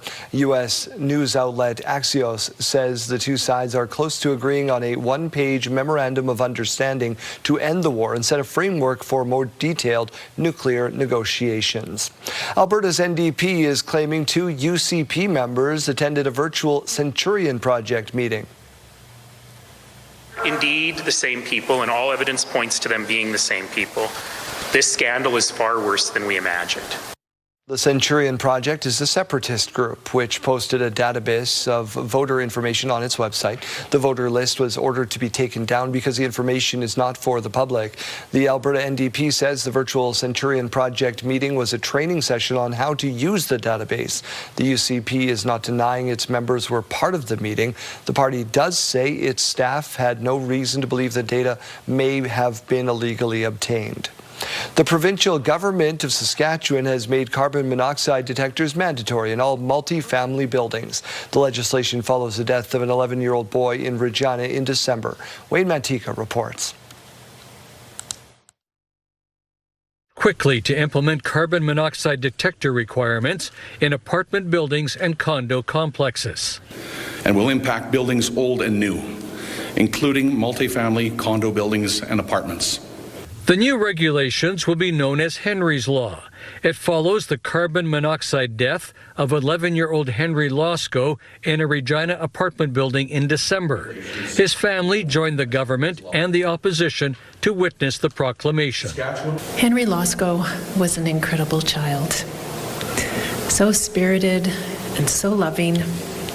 His life was taken by something that he couldn't see. Henry's family had pushed for mandatory carbon monoxide detectors following their son's death. This regulation happened very fast. It happened quickly. This is unprecedented, and we are extremely thankful for Henry's Law. The organization representing Saskatchewan landlords supports the new regulations. We're going to provide some webinars and some compliance training so everyone understands what those regulations mean, what those impacts will have on industry and on our communities, and work with our housing provider partners to get it done in the time frame allotted. Landlords will have until November to install carbon monoxide detectors in each suite. It will be enforced through government inspections. Wayne Mantika, CTV News, Regina. The Government of Saskatchewan and the Pharmacy Association of Saskatchewan have developed a 3-year agreement to expand the scope of practice for local pharmacists. Coming into effect on May 1st, so a few days ago, the agreement includes further expansion of strep throat and ear infection services, enabling broader availability and timely access to care in the community, and provides more commitments to support minor ailment prescribing by pharmacists and chronic disease management specialist services by pharmacy professionals. Particularly, again, in small-town rural Saskatchewan, where the pharmacist is the only frontline healthcare provider, these services I'm talking about provide quality care, where we can be diagnosing and providing support for patients where they wouldn't otherwise have that. The province says the expansion of pharmacists' scope of practice optimizes the skills they have, builds capacity within the healthcare system, and brings care closer to home. We'll have the CEO, Michael Fougere, who you just heard from there, on the program later this week. After winning the Eastern Conference Championship over the weekend, the Prince Albert Raiders now eyeing a WHL title. Here's the preparation report from Jasmine Peltier. The Raiders returned to Prince Albert victorious after defeating the Medicine Hat Tigers in Game 6 of the Eastern Conference Final. It's good to celebrate with everybody and give each other hugs and hold the trophy, look at the trophy, but at the end of the day, once we were out of the room, we knew the job wasn't finished and we're not done yet. Riley Boychuk helped push the Raiders to victory, scoring twice, including the game winner, his second and third goals of the playoffs. Got the last one there, and it's gonna, go for us to get the momentum back. But it's, that's everybody. That wasn't just me. I kind of been snake bitten a bit, and glad those two goals came. The Raiders will head out again to face the Everett Silvertips in Game 1 of the Championship Series Friday. During the regular season, the teams only met once, with the game going to the Raiders 4-1.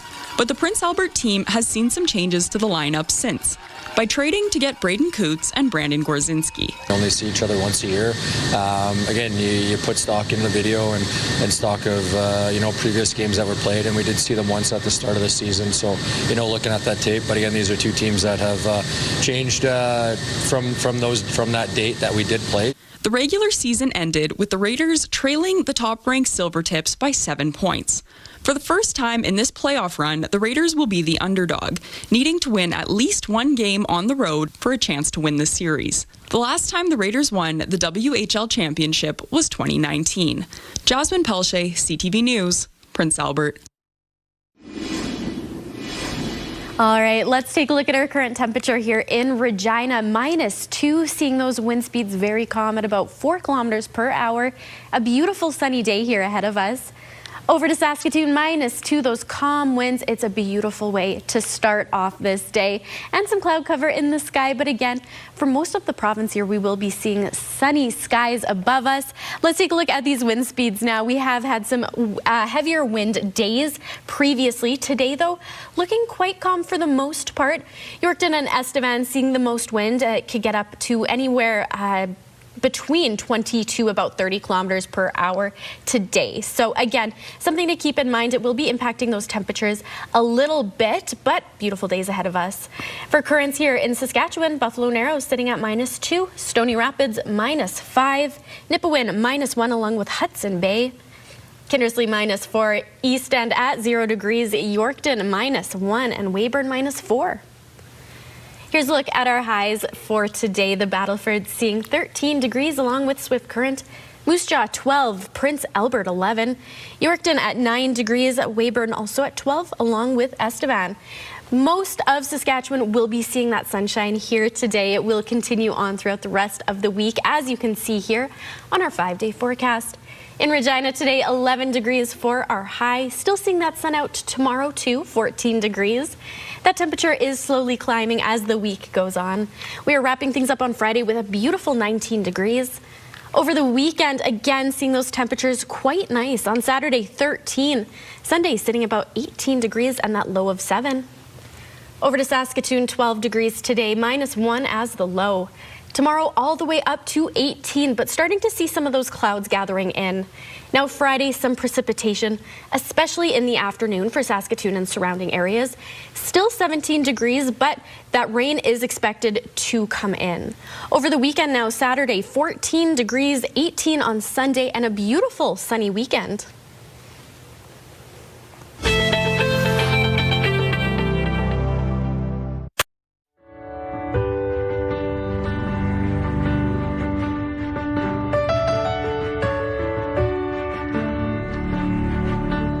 For a monthly check-in with the Chief of Police of the City of Regina, Laura Davis, in studio this morning. Thank you so much for doing this. Of course, absolutely.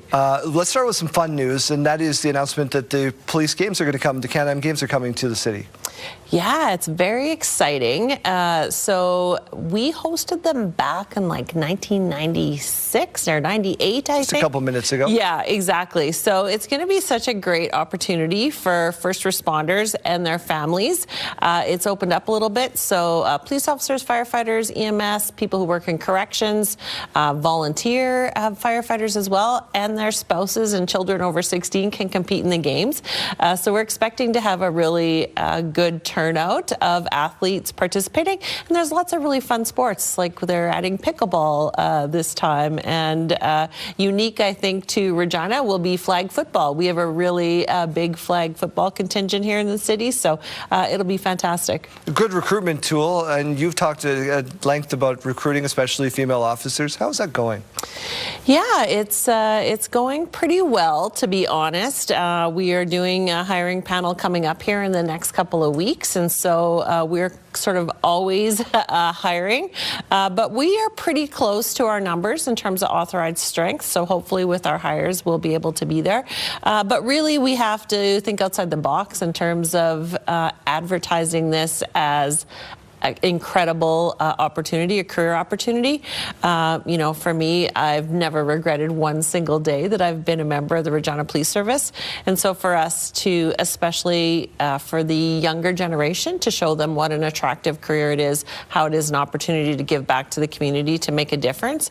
And every day is something different. So we're continuously working at it. Something different for sure every day. And that includes some great success you've had recently with your plane, which is a source of contention for some people in the community. Absolutely. So the plane was actually down for some maintenance, regular routine maintenance, and so we missed it for a period of time, but it was back up this weekend.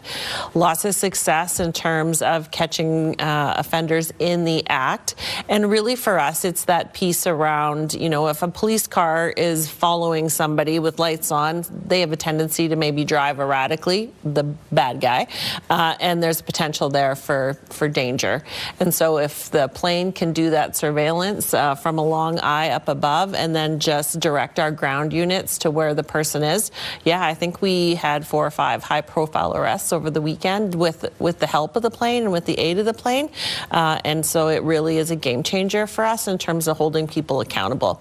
And you think about the time that may be saved. So we've got a little bit of information, but it might take us weeks or months to actually figure out who that offender is and lay charges. But if we can catch them in the act, arrest them at the time, charge them, send them to court, it really is a huge savings. And in terms of victimization, I think we're really reducing that in the community. We'll do this again in a month's time. Thank you so much for spending some time with us. Sounds good, you bet. Here's what's happening in our community. The Spring Fling Art Show and Sale happens May 8th and 9th at Living Hope Alliance Church on Green Falls Drive, prairieartistguild.org. World Migratory Bird Day, May 9th at 10 a.m. Saskatchewan Science Centre. They've got an event, naturesask.ca. Town and Country Social Dance at Church of Our Lady in Moose Jaw, May 9th, 7:30 p.m. Call 306-630-1492. And Chase the Ace out at Kipling Recreation Centre, May 6th and 13th at 7:30 p.m.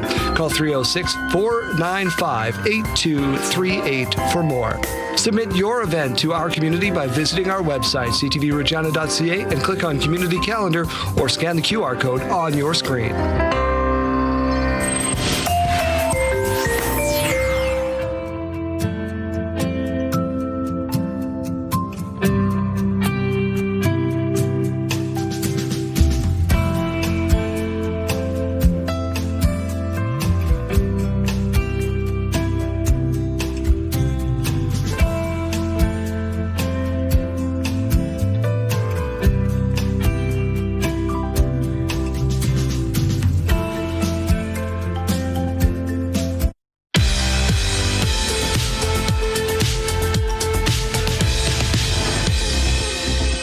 May 6th, and we have these milestones to share with you. Happy 5th birthday to Oliver. Lots of love from Mom, Dad, and Quinn. Lois is turning 75 today. Happy birthday to you with love from Tony, who hopes you enjoy this beautiful spring day. And happy 1st birthday to Oakland. Your mom and the rest of the family love you so much. Milestones, brought to you by Harbor Landing Village, an award-winning senior care and living community in Regina. If you have a milestone coming up, you can send us an email at yourmorningsaskatchewan@ctv.ca or scan that QR code on your screen. Please make sure to send them at least one day in advance. All right, let's go back out to Regina Beach and join Arden Lloyd on location. Arden. We're here with Brenda and Edwina at South Shore Cat Rescue. And Brenda, just a little bit of an overview for people who might not know the organization. So we began this adventure in 2023. There's 8 or 9 volunteers that we save kitties' lives. We rehome them. We are trapping and neutering and releasing the feral cats in the community. We've saved over or rehomed 106 cats over the last 3 years. And when you do the math on that, in terms of how cat population can get so out of control, that would be about 600 cats that we've prevented from being left out in the wild and then repopulating again. Well, that's terrific. And Edwina, just how can people help get this organization with even more success? Right. So fundraising is a huge part of what we do. And in 2025, we received our CRA charitable designation. So that is a game changer. We're able to provide tax receipts to anyone that wants to make a donation to our organization. We have a big spring annual fundraiser dinner, which the community out here supports. We always sell out. It's fantastic. We also do hot dog sales. And then ongoing throughout the year, we take in donations from Sarcan. And anyone that wants to take their bottles to Sarcan, you can just, in the computer there, sign in as South Shore Cat Rescue. And there's a sticker that comes out. You put it on your bag or your boxes, and then that money comes directly to our organization. And we really appreciate all the people in the community and the surrounding area supporting us. Another thing that really is helpful for us is, again, the bottles. Tommy's Speak Eatery in Regina, they give us all of their bottles. And if there's any organizations that want us to pick up bottles, we'd be happy to do so. South Shore Cat Rescue at Buena Vista doing terrific work for the community. From one handsome fella to the next. Chase, what's going on the radio today? Oh, I thought there was a handsome man behind me. What we're doing today, we just played Name That Sound. $50 is added to the pot because, well, Luke had it wrong, but that just means more money to play for this afternoon at 4:40. We're at $750. Also, remember, Mother's Day coming up this weekend, and we want to hook Mom up with a gift card from Charm Diamond Center. So we're going to be playing for that with our workday warm-up at 8:40. We're playing Whose Line Is It Anyway? So we're going to give you a line from a famous TV mom. You tell us who that is. You get the gift card for $100, and then go into our grand prize draw on Friday, and we could get you a bonus $500 to spend over at Charm Diamond Center.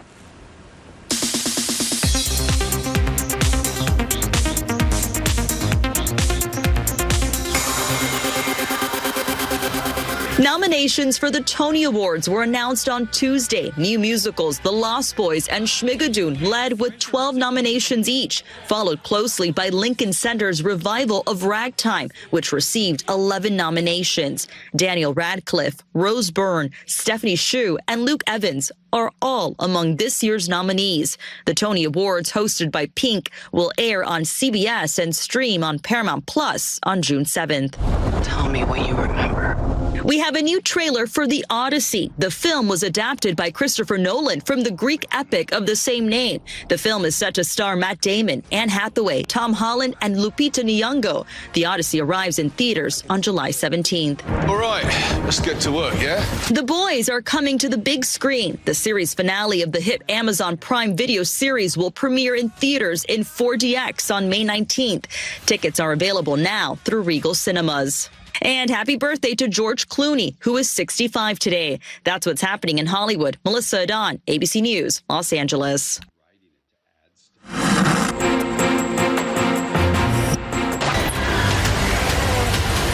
Cal, I gotta go, Julia. We got Cal.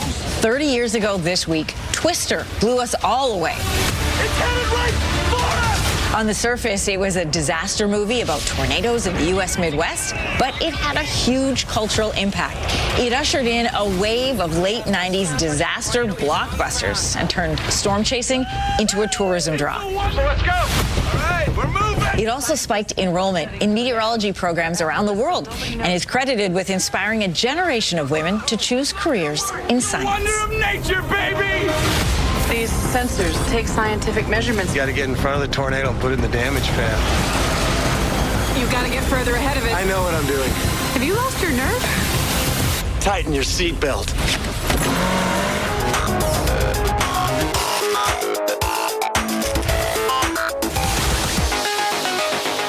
Time for your sidebar. Most of us are familiar with traveling to tourist destinations and booking an all-inclusive experience. This woman thinks it comes with a little extra.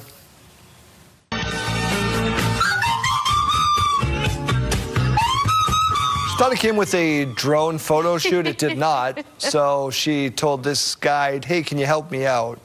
Yeah, well, this is the next best thing. The next best thing would be to see the angle that he got from the shoot, actually. Yeah, I'm curious to see what the result is. We don't have that, but also not included. Yeah, well, now let's look at a kid who takes rules very seriously, and I mean to the letter.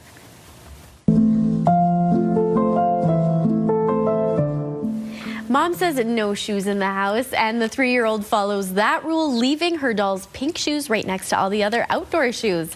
This shows we take rules very seriously around here, Yeah. and that kid will most likely stay out of trouble. Mom or dad is a taskmaster in that house. Yes. Very quickly, this is a struggle many parents and guardians know all too well, trying to get kids to follow the rules. And this mom got a little creative. Rules for the hotel that children need to follow. Thank you. You have to sleep with your diaper on. You cannot sleep without a sleep diaper. Don't know if you see that. That's actually the Book of Mormon. She's pretending that it's a rule book for the hotel that they're staying in, just to get them to follow the rules. What a smart mom. Yep, that's it. Time out. We're back right after this. It's Wednesday, May 6th. It's not as simple as saying we're just going to ban social media for youth under 16. There's a more nuanced conversation. Government of Saskatchewan mailing out a questionnaire to help shape what a social media ban for kids under 16 might look like. I just was made aware of that after the session. A surprise departure from the NDP caucus. Like I wanted them to do as poorly as possible this year for this opportunity. I cannot believe Toronto won. It's unbelievable. And the NHL Draft Lottery has a couple of surprises in the mix. Stay with us, Saskatchewan. Your morning starts right now.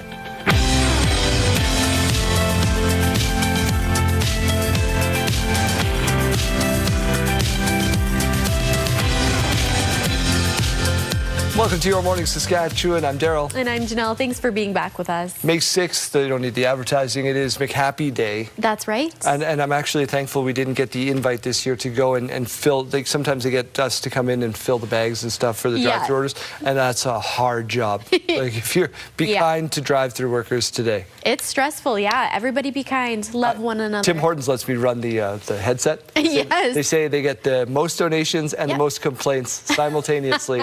And they let me keep doing it. Yeah, give the people what they want. Shout out to Mike DeStassi and his group. Let's get over to our news for this part of the hour. We begin with that cruise ship hit with a hantavirus outbreak. May have to find a different place to dock. The plan was for it to set sail to the Canary Islands from Cape Verde, but this morning the Canary Islands said, nah, we don't want you here. The WHO now says there are 8 cases on board, at least 3 of them confirmed by lab testing. The transfer of 3 infected passengers is also expected to happen this morning. Health officials say the Canary Islands is the closest port they can take passengers. Now, reports this morning from South Africa say they've identified the strain called the Andes strain of the hantavirus in 2 people who came off the cruise ship. Now, that strain is known to cause human-to-human transmission. 3 passengers have died from the virus. Still 150 people on board, including 4 Canadians. Saskatoon Centre MLA Betty Nippy-Albright says she'll be sitting as an independent going forward. In an update posted online Tuesday afternoon, Nippy-Albright says the decision comes after a long reflection about how she can best serve her community. She added over time she felt less supported and respected and can no longer support Carla Beck's leadership in good conscience. She's been with the NDP since 2020 and served in various roles. She is the only Indigenous woman elected to the legislature, and this move caught the leader by surprise. Yeah, I just was made aware of that after the session. I haven't had the opportunity to speak to Betty yet. I'll have that conversation with her tonight and be more prepared to answer questions on that tomorrow. We'll be following up on that later today.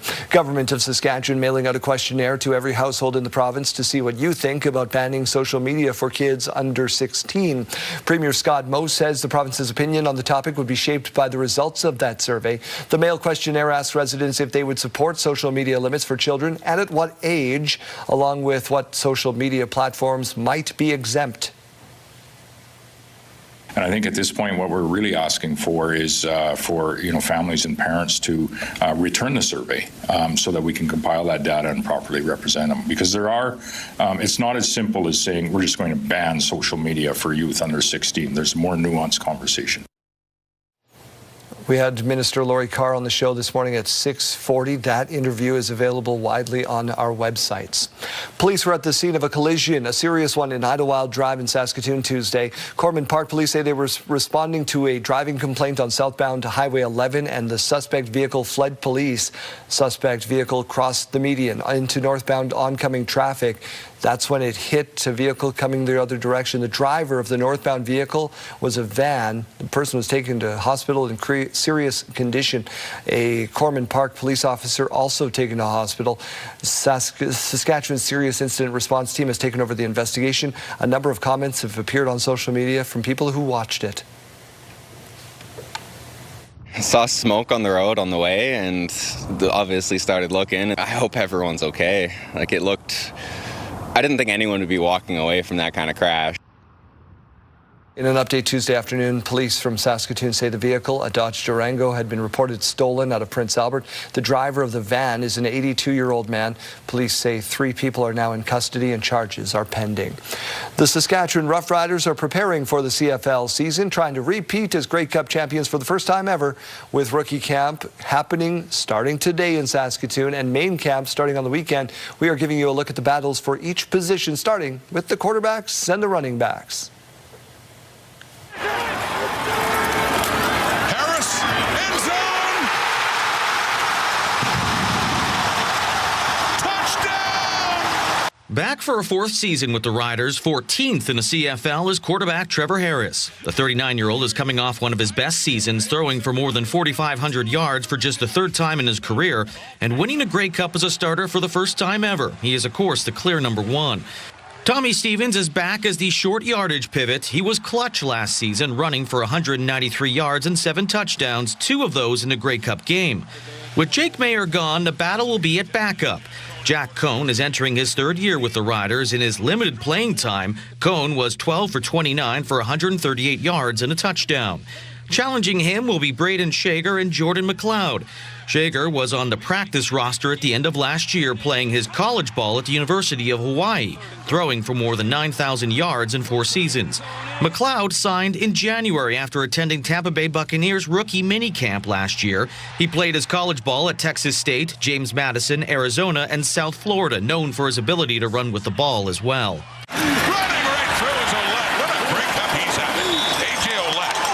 Sutton on the tackle. At running back, A.J. Ouellette will be back for his 3rd season after a first year hampered by injuries. Ouellette had his best season ever in 2025, running for more than 1,200 yards, a career high, while rushing for 196 yards and a touchdown in 2 playoff games. Canadian Thomas Bertrand-Houdon returned as a ratio changer. He only played in 7 games last season, but came up big when called upon, including a 2-touchdown performance in Week 1 versus Ottawa. 3 American running backs are vying for backup spots. Mario Anderson Jr. joined the team last year, running for 134 yards on 24 carries and 2 touchdowns. Penny Boone spent time on Toronto's practice roster. He played his college ball at Central Florida, Toledo, and Maryland. And former NFLer Darrell Henderson Jr., the 28-year-old, spent 5 seasons with the LA Rams, picking up 19 touchdowns, winning the Super Bowl in 2022. But he hasn't played a snap in the last 2 seasons. Rounding out the group are fullbacks Albert Awachi and Morgan Runge, both returning from last season. Rookie camp begins today. We need people to have a chance to win some money today, Janelle. That's right. You can wake up and win with CTV Your Morning and Affinity Credit Union. We could pay your bills with a massive $20,000. Imagine what you could do with an extra 20 grand. The possibilities are endless. Today's code word is fortune. You can head to the contest page at ctvsaskatoon.ca or ctvregina.ca or scan that QR code on your screen. Enter fortune with your info for your chance to win the Your Morning $20,000 Pay Your Bills contest, powered by Affinity Credit Union and Affinity for you. All right, over to our current temperatures here in Regina. We are slowly but surely starting to see these warm up. About 1 degree right now in the Queen City. Seeing those wind speeds still fairly calm at about 7 kilometers per hour. Over in Saskatoon, 1 degree warmer, 2 degrees as that current temperature. Again, calm winds. We will be seeing a lot of sunshine throughout the province as well here today. Let's take a look right now at our futurecast where you can see those clouds moving through. Little bit of rain going through swift current as well. This is tomorrow morning, but nothing of significance. Something just to get things a little bit greener here this spring. For current temperatures, Buffalo Narrows is at 1 degree along with Spiritwood. Nipawin 1 degree as well. South End -5 and Stony Rapids -4. Kindersley and the Battlefords 2 degrees. Swift current sitting at 3. Yorkton and Estevan 2 degrees as well, and Weyburn 1. Now for our highs here today, as you can see, there is plenty of sunshine on the way, and those temperatures aren't looking terrible. The Battlefords at 13 degrees for their high, Prince Albert 11, Yorkton at 9, Swift Current 13, Moose Jaw and Weyburn both at 12. For our 7-day forecast here in Regina, plenty of sunshine here today, 11 degrees for our high, -4 tonight as the low. Tomorrow sitting at about 14 degrees. We are seeing these gradually get warmer. Friday ending off the week with 19 degrees. Over the weekend, 13 on Saturday, 18 on Sunday. Some clouds rolling in, which leads us to Monday and Tuesday, where we are expecting that precipitation. Still 19 degrees on both days. Over to Saskatoon, 12 degrees today. A little bit of cloud cover in the sky, mainly sunny day. Tomorrow, a beautiful 18 degrees. And on Friday, expecting to see some of that rain coming through, some light showers in the afternoon. 17 degrees as that high and 0 that night for the low. Over the weekend, starting to see some sun coming out on Saturday at 14 degrees. Sunday, 18, but again, those clouds are moving in, and Monday, more precipitation is on the way again later on in the morning into the afternoon. 18 degrees as that high, 5 as the low. Tuesday, beautiful sunny day with 19 degrees.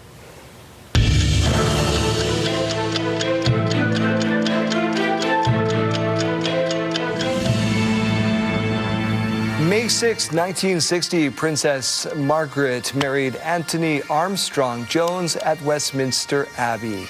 The royal wedding was broadcast on television. May 6, 1889, the Eiffel Tower officially opened to the public at the World's Fair in Paris. Scotty, get this, Scotty. It's flashing.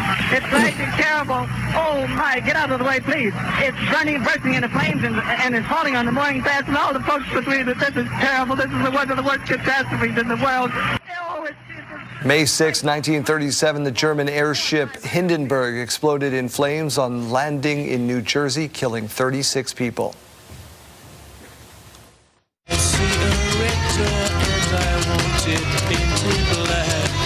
1966, the Rolling Stones released the single Paint It Black in the U.S., featuring prominent sitar music by Brian Jones.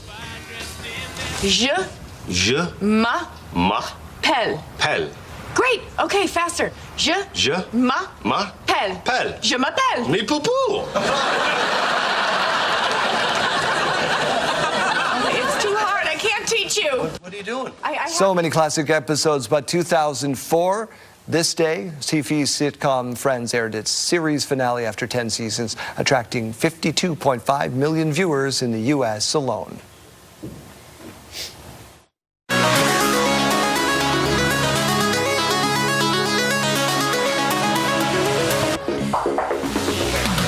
What do you got for us, Janelle?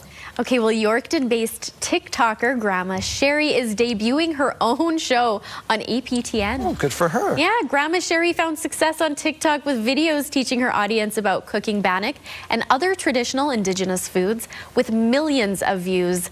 Now she'll bring that same approach to a new show, but spoken in Dakota, her native language. It's part of APTN's efforts to preserve and revitalize Indigenous language. The show premieres tonight on APTN Languages and through APTN Plus. Well, I hope she still keeps up with the TikToks. I think she will. She's amazing. What an incredible woman. Look at that. Yep. Never too late to start viral fame. Never. Never too late. Question of the day is where we go to next.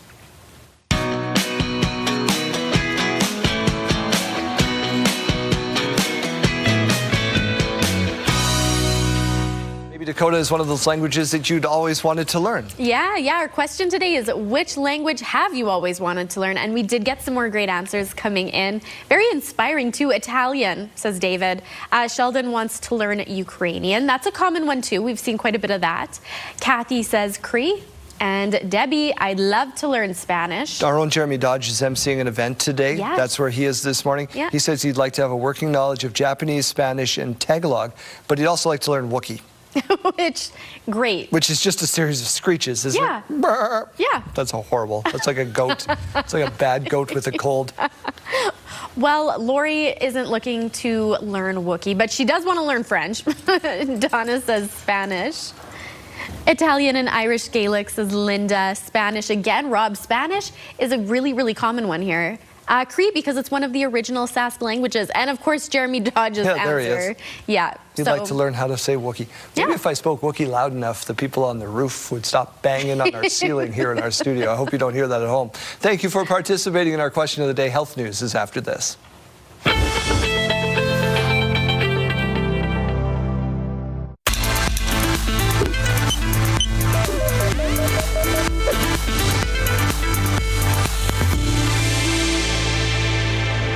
New research this morning out of Dalhousie University is one step closer to early detection of breast cancer. CTV's Emma Convey has more on the trailblazing work and how AI is helping it to move forward.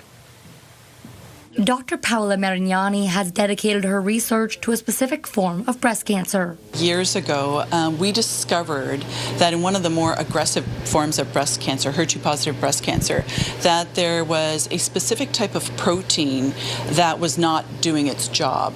And this protein is called LKB1. And we were trying to understand why in HER2-positive breast cancer this protein was missing. So they mimicked this in mice. And then we came up with different drug combinations to try and stop the tumors from forming. And to our surprise, it actually worked, and the tumors stopped growing. In 2022, the team received $250,000 from the Breast Cancer Society of Canada to start testing on humans. We've taken the tumor and we've separated out all the individual cells of a tumor. So each individual tumor cell is actually deep dive next generation sequencing for each cell. In 3 years, they discovered what genes are involved in early detection and possibly why the cancer returns. Artificial intelligence has been key in advancing the research. Rather than looking at 500,000 tumor cells, we can look at 2 to 3, 4, 5 million tumor cells at a time because we're now using machine learning. Digital researcher Giles Crouch says AI is helping speed up research. Cancers all have patterns in our bodies, no matter where we get the cancer. So that's what it's doing. It's looking for those patterns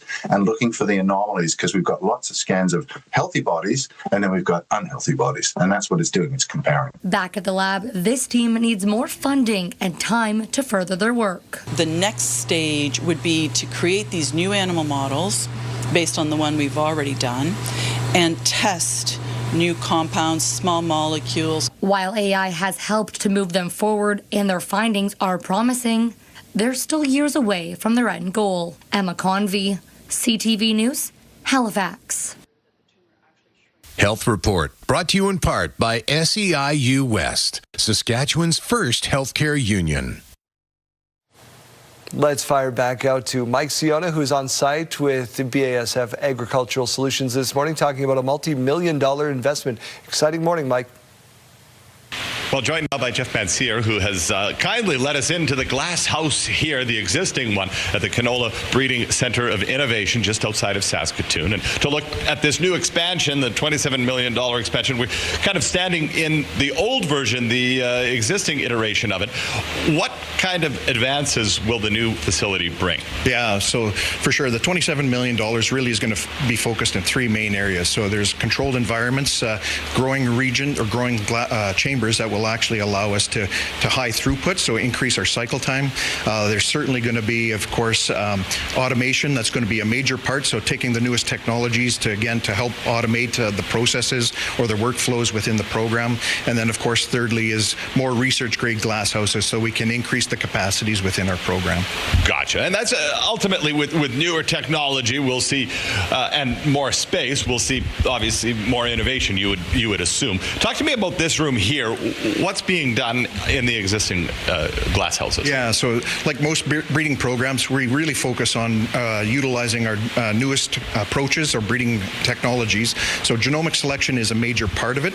So this is our inbred development that really feeds the hybrid production of our products, or the hybrids that are going out to the growers themselves. So what you're seeing here is actually new inbreds that would be focused for evaluation and really are the potential new parents of the hybrids that would be going to the marketplace. Gotcha. And then obviously that speed component that we've been chatting about allows us to go from generation to generation to generation of that InVigor hybrid more quickly, which I think we can all understand leads to more advancements. Yes. Yeah, exactly. So really what this allows us, or this expansion is going to allow us, is to ramp up our genomic selection work really in our predictive breeding. So making faster, more precise decision making, which will accelerate the genetic gain in really all of our InVigor portfolios that we're working on.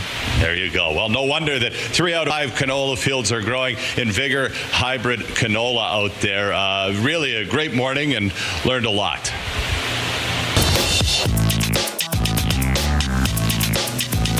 These boots are going somewhere where the sun's gonna shine on me, and the grass grows neon green.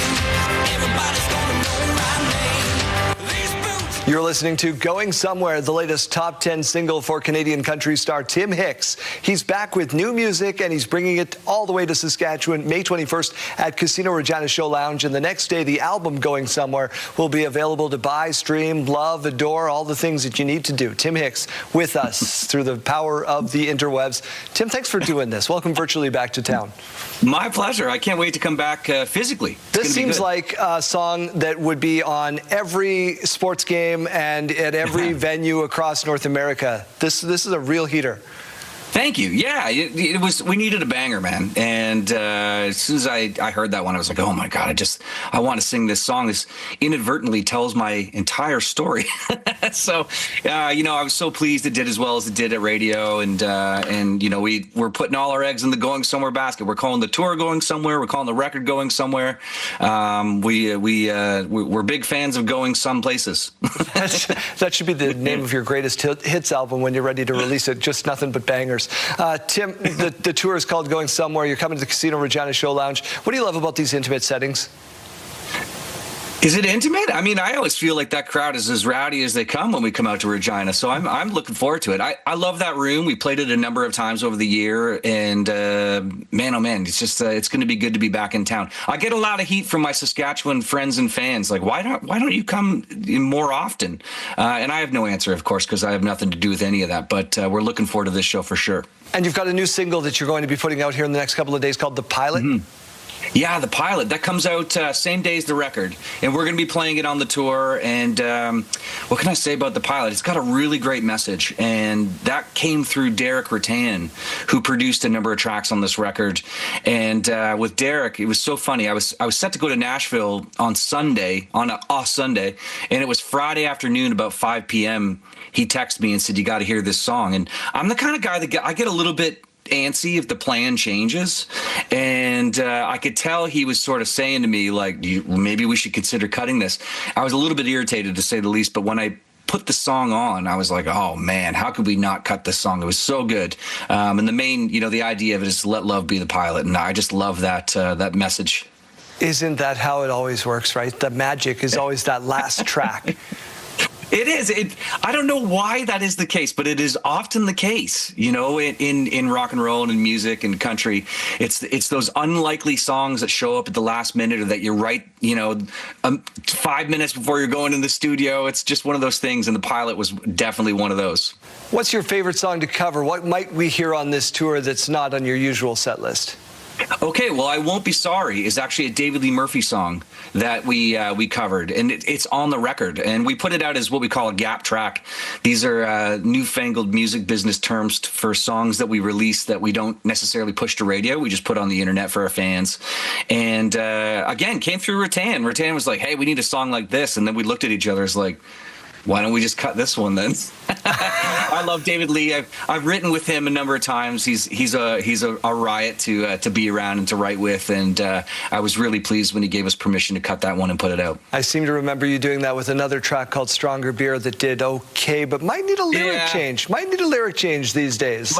Yeah, who knows? I mean, I think it's triple platinum now. Who knows? That song, man, it's going to say "We Say A" on my tombstone, which is just fine by me. You know, I love having a song like that in my back pocket. We're talking about Stronger Beer for those of you that don't know. I recorded that. So, yeah, so we'll definitely be playing that one. It lives in the encore. All right, May 21st, Casino Regina Show Lounge. That's the only Saskatchewan stop. So if you're watching from somewhere else in the province, make your way to the fine city. And then May 22nd, you can get the new album, stream it, love it, adore it. And he might even have one at the merch table. Tim, thanks. Oh, yeah, vinyl. No problem, Daryl. Thank you.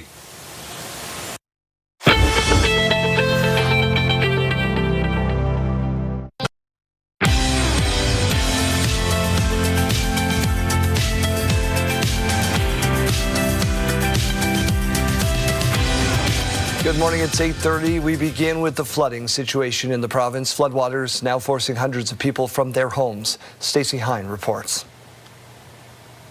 This is Sierra Bassingthwaite's family farm near Tisdale. She says her family was forced to leave Monday morning, evacuating by boat as water surrounded their home and livelihood. You're leaving everything. We don't know when we're going to go back home. Like, all we have are the shirts on our back. Meanwhile, members of Red Earth and Shoal Lake Cree Nations east of Nipawin are also being forced out by rising water. This is the first time I've seen this flood.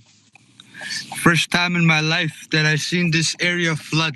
Nowakius Johnston is using a canoe and a shovel as a makeshift paddle to reach stranded residents. He then brings them to the local school gym, where they wait to be bussed out. So those are the communities that are evacuated. The city of Saskatoon says the Red Cross, which is assisting with evacuations, has notified it of about 1,000 evacuees, with final numbers unclear as some head to Prince Albert, adding it's coordinating with community partners. We have to work with our community partners to provide their healthcare supports or their recreational supports, any safety supports they might need. And it's really looking to the community leadership on what they'd like to see happening here in Saskatoon for their community. In the meantime, Bassingthwaite says the uncertainty is taking a toll. We're just going to play it day by day because that's all we can really do.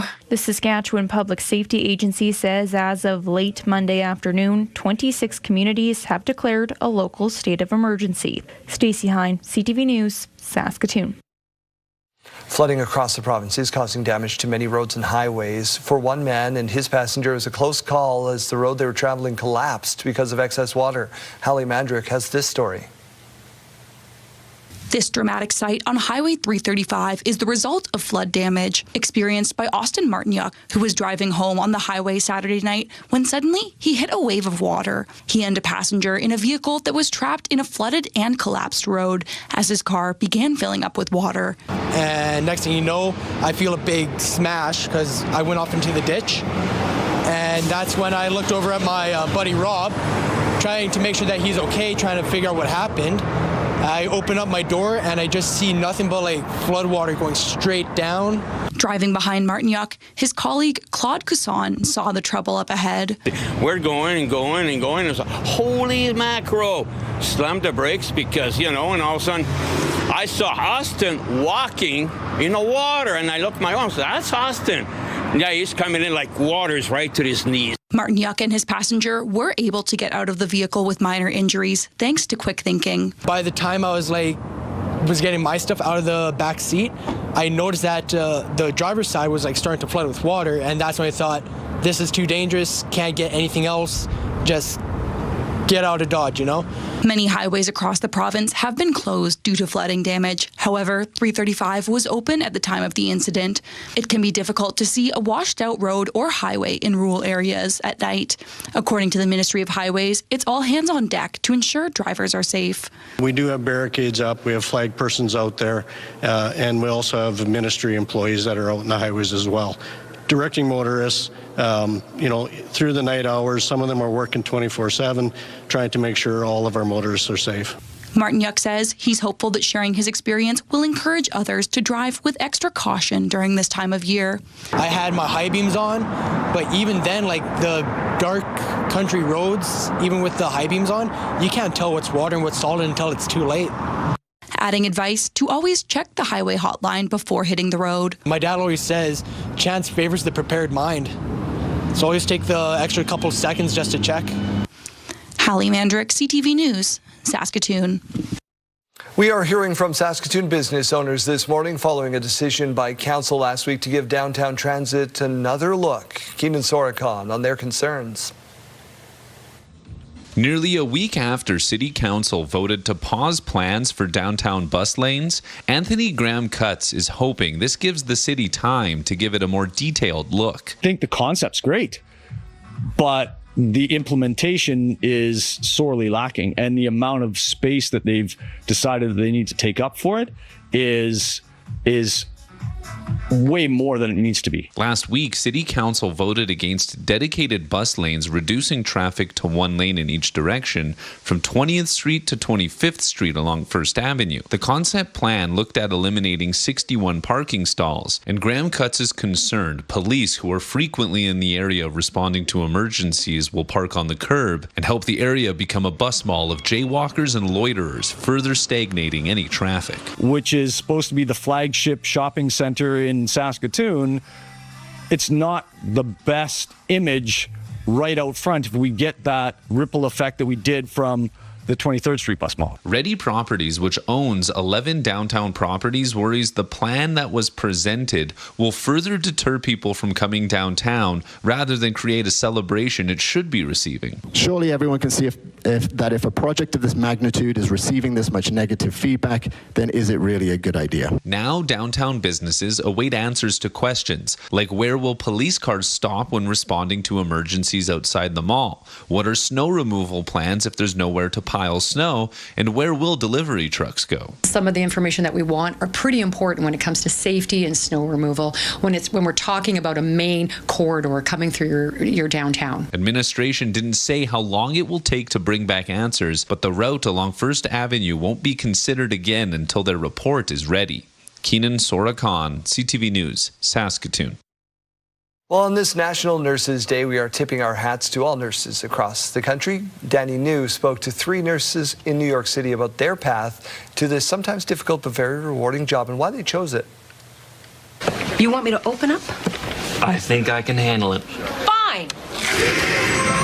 I don't like the way I look. I don't like the way I think. On this National Nurses Day, we are going to dare ask nurses how and why they can juggle so much. Nursing is where humanity and science meet. Catherine here is one of 3 students I spoke with at the Columbia School of Nursing who've all spent years working in a profession consistently voted one of, if not the most trusted in the U.S. I didn't really think twice about it. For Catherine, her path got accelerated when she was in nursing school during the pandemic, and she volunteered to work on the front lines as a nursing technician. It just reinforced that I was exactly where I needed to be. Meanwhile, Sophie has been on this journey since she was 5 years old when she was diagnosed with non-Hodgkin's lymphoma. Thankfully, she's doing much better now, but she can't help thinking that maybe it happened for a reason and kind of brought me into the place in the career that I'm at now. Sophie has spent the past decade working as a pediatric oncology nurse, and she is now working on earning her PhD as she studies survivorship in pediatric cancer. I look at long-term effects of their treatment and how we can better take care of them throughout their lifespan. And then there's Ryan, who made a career change in his 30s after realizing he wanted to impact people's lives on a more personal level. In fact, he happily and willingly accepted working the overnight shift, which I also work. Have you, like me, eaten chili at like 4 a.m? Oh, yeah, I'll eat mac and cheese. Also, Ryan is a man, and according to the Department of Labor, only about 13% of registered nurses are male. However, Ryan says he wants to challenge folks who feel men are, quote, macho guys who are not emotional. The best thing is being there for someone in a time of need and caring for them as if they were a loved one. Ryan said he is often asked to help his female colleagues lift heavier patients. So to all the men out there, this could be your chance to show off your guns. In New York, for ABC News, I'm Danny New. And we salute our nurses and healthcare workers close to home as my throat just gives up on me. It's 3 hours of talking. What's going on, Janelle? All right. Well, we do have a beautiful morning here. In Regina, that current temperature is sitting at about 1 degree, 7 km/h winds. Very calm start to the day. Over in Saskatoon, 2 degrees. Again, calm winds. Seeing a couple clouds in the sky, but a good portion of Saskatchewan here today will be seeing a lot of sunshine. Let's take a look now at these current temperatures in the province. Spiritwood and Prince Albert sitting at 1 degree. South End -5, Stony Rapids -4, and La Ronge -2. Swift Current 3 degrees, East End and Kindersley both at 2 degrees. Estevan 2 degrees as well, and Weyburn sitting right at 1 degree. Now for our highs, again, you can see lots of that sunshine. Those temperatures will be warming up. It will be quite a nice day today. The Battlefords are seeing about 13 degrees for their high along with Swift Current. Yorkton at 9, Estevan and Weyburn both at 12, and Prince Albert 11. Let's take a look now at our 7-day forecast here in Regina. 11 degrees for our high today. Again, seeing plenty of that sunshine. Tomorrow, 14 degrees. Friday, kicking off the last day of the week into the weekend with 19 degrees. Over the weekend now, plenty of sunshine. 13 on Saturday and 0 degrees as that low. On Sunday, sitting at about 18. Now, Monday and Tuesday of next week, we are expecting to see a little bit of precipitation. Some light showers moving through the province. Still 19 degrees on both days, so beautiful temperatures. Over to Saskatoon, 12 degrees is that high today. Tomorrow going all the way up to 18, but some clouds are moving in, which leads us to Friday, some precipitation. Again, that is expected later on in the afternoon. 17 degrees still as that high. Now Saturday and Sunday, again, beautiful days. 14 on Saturday, 18 on Sunday.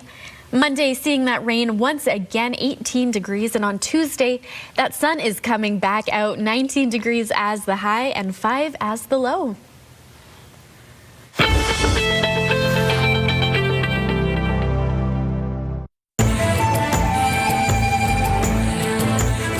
Greetings, everyone. Humor can commonly be found within Indigenous storytelling, particularly during Tales of Hardships. A play is now being performed at the Regina Globe Theatre, which explores land claims and court battles from an Indigenous perspective. It's a performance which is already getting rave reviews. If it was easy, you could just waltz into that courtroom and get the deal yourself. This is a scene from Little Red Warrior and His Lawyer, a production now showing at Regina's Globe Theatre. The courthouse comedy mixes justice, romance, trickster mischief, and leaves no character unscathed. Coyote is a trickster and a transformer, and so I imagined, what if the trickster transformed himself into a white man to tell a story about colonization? What would that be like? And, you know, it sort of flew from there. Loring first started writing Little Red Warrior and His Lawyer over 25 years ago. Since then, it's gone through many revisions and updates. Louisa Jojek has been a part of the production since 2019 and says the play making the Canadian mainstream is exciting. As an actor, I get to utilize my comedy chops, my sensitivity to political and topical issues, and not to mention it's an incredible team to be a part of. The play has been performed across Canada and is celebrating its 100th performance this month. Despite all of the major tweaks over the years, audiences still laugh at the same parts and understand the ideas they are trying to get across. There is humor throughout, and you never quite know where it's going to land. So I look at it as sort of the carpet can be like taken out from under your feet at any moment. Any of the characters can experience this.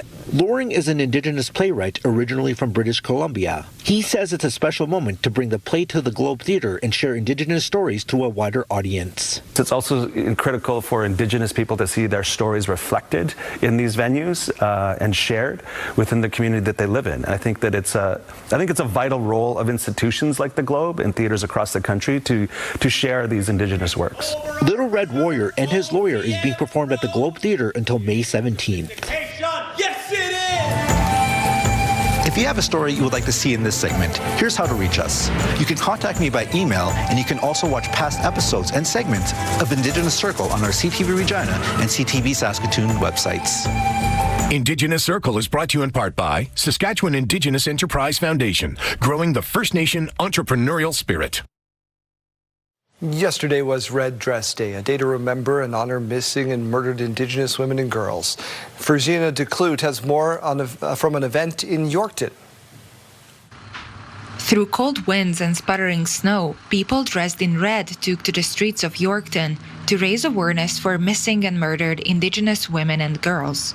She went missing in 2007, and it's just nearly 20 years since she's been gone. Her name was Danita Big Eagle. A young mother of two, Danita was 22 years old at the time of her disappearance, and it's her grandchildren that have helped Diane through the nearly 2 decades since. Oh, it just about destroyed me, but stayed strong for her children, because her children are adults now. I've had them ever since her baby was 9 months old and her daughter was just about 4. Diane, not the only mother searching for answers and honoring missing and murdered women on Red Dress Day, the National Day of Awareness. 11% of missing women in Canada are Indigenous, and First Nations women also make up 16% of homicide victims in Canada. And we get together at City Park and we listen to mothers, family, who've lost a daughter or whose daughter is still missing. May 5th is an important date, but the work continues every single day. They also have a lot of educational programs that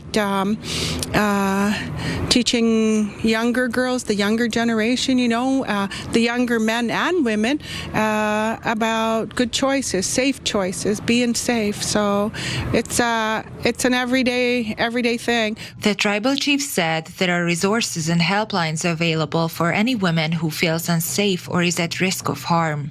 To come out and support the families, financially or just verbally. We don't need much, and we don't ask for much, but we'd sure like support. She hopes that one day her family will learn what happened to Danita. In the meantime, she'll continue honoring her. Fruzina de Kloot, CTV News, Yorkton. Let's check in with Arden Lloyd once more at the South Shore Cat Rescue. I'm here with Brenda and Edwina, two outstanding volunteers that keep the South Shore Cat Rescue going. Edwina, how does this train, keep moving? Who are all the people that work into this? Well, we have 8 or 9 absolutely incredible volunteers out here, and they truly are. They tirelessly work winter and summer to make sure that all the cats in the community are cared for. We have feeding stations in the winter for the feral cats, and these folks go out consistently, make sure there's food and shelter for them. If we get a phone call, it doesn't matter what time of night or day, these ladies go out and they gather up the kittens to make sure that everyone is being taken care of. We're not losing any. We get them the medical care that we need. It's a wonderful group of ladies that work tirelessly. We would be really happy if there would be any men that would like to join the organization. That's all I need to say, Arden. You might have me convinced. I think you have me convinced. We talked a little bit about the kittens. It is kitten season, Brenda. How can people go about handling kittens on the road here as they're fresh and new to an environment? Once again, we're willing to come out at any time, or we have drop-off places. Certainly check our Facebook page out, again, our website. So if you see kittens, reach out to South Shore Cat Rescue. We've had folks that have, seen a little kitten on the highway, so they pick it up and they contact us, and then we, start our process in terms of how do we care for them. So just keep your eyes open. If you see any ferals or cats that look, extraordinarily thin, unhealthy, keep an eye out. If you're seeing them repeatedly, reach out to us. We will have conversations with you in terms of, do we set up traps? How do we get this animal? How do we get it healthy? So it's just more of being aware of your surroundings. The South Shore Cat Rescue doing the animal welfare work here in Buena Vista.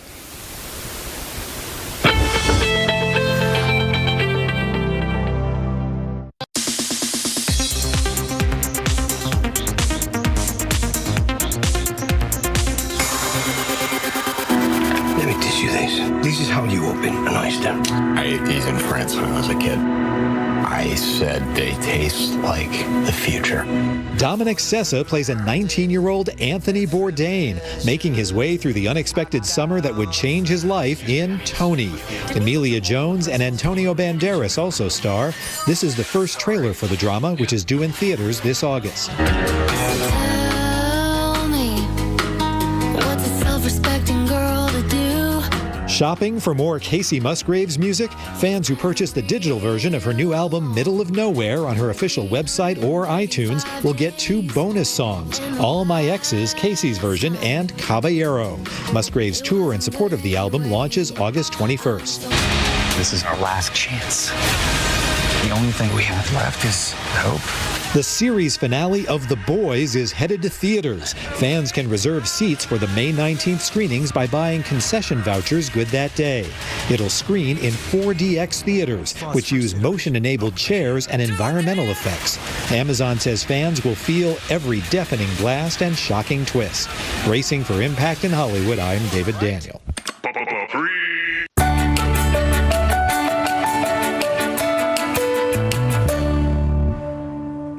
Sometimes in life, people who are different can turn to each other and say, why can't we be friends? And that includes in the animal kingdom. Here's ABC's Danny New with a story of 2 best friends warming hearts. Look at that. A fox and a hound playing together. The fox and the hound showed us how 2 different species could be best pals in the movies. We've been sharing stories about what makes Wild Adventure special. But a theme park in the Peach State is proving this can happen in real life, too. It's crazy how they're just hanging out together right now. Absolutely. This is pretty much all day. It's the norm. Bakari the giraffe and his gal pal Curtsy the zebra have been winning over hearts at Wild Adventures in southern Georgia. Is that something you've seen before?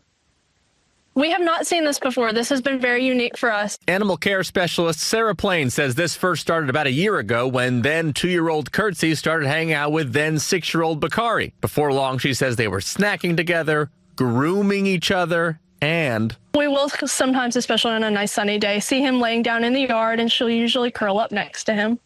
Oh my gosh. And for the record, other zebras and even Bakari's older brother also live at the park, but these 2 just love each other. One commenter on Instagram writing, "This is absolutely the cutest pairing." As zoo general manager Donald Spiller put it, When we're at the gate, opening the park for the day, people will say, where are Bakari, where's Curtsy, where can I go see them? However, here is where the story gets kinda spooky. Let's take a look at the right shoulder of Curtsy. Doesn't that black stripe kind of look like a giraffe? Do you see the head and the neck? Yeah, Absolutely. there's a higher power at work there with that, for sure. Excuse me, you're biting my butt! And thankfully, unlike in Madagascar, this zebra does not have to worry about her best friend being a carnivore, so she can take advantage of having a much bigger friend. You can see Curtsy getting the shade underneath Bakari, so she's smart. And Sarah says Bakari usually eats 16 pounds of grain and 10 pounds of grass every day, and Curtsy will usually nap by his side while he eats. In New York, for ABC News, I'm Danny New. That is unique. You don't see that very often. Yeah, very, very cool. Animals just get each other. That was like Madagascar for sure. Yeah. For sure. Let's go over to our last sidebar of this beautiful Wednesday.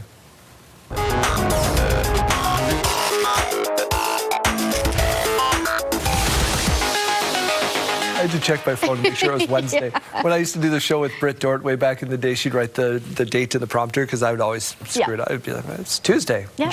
Once in December, I said it was July. Once in December, I said my name was Britt. Yeah. There I am. When you wake up early, it's hard. There it is. Imagine you could meet everyone at a party on the same level. Wanted to hold a party where his shortest friend could speak at eye level with his tallest friend. So he came up with a same height party. He took inspiration from a German artist in 1997, had this project, did something similar.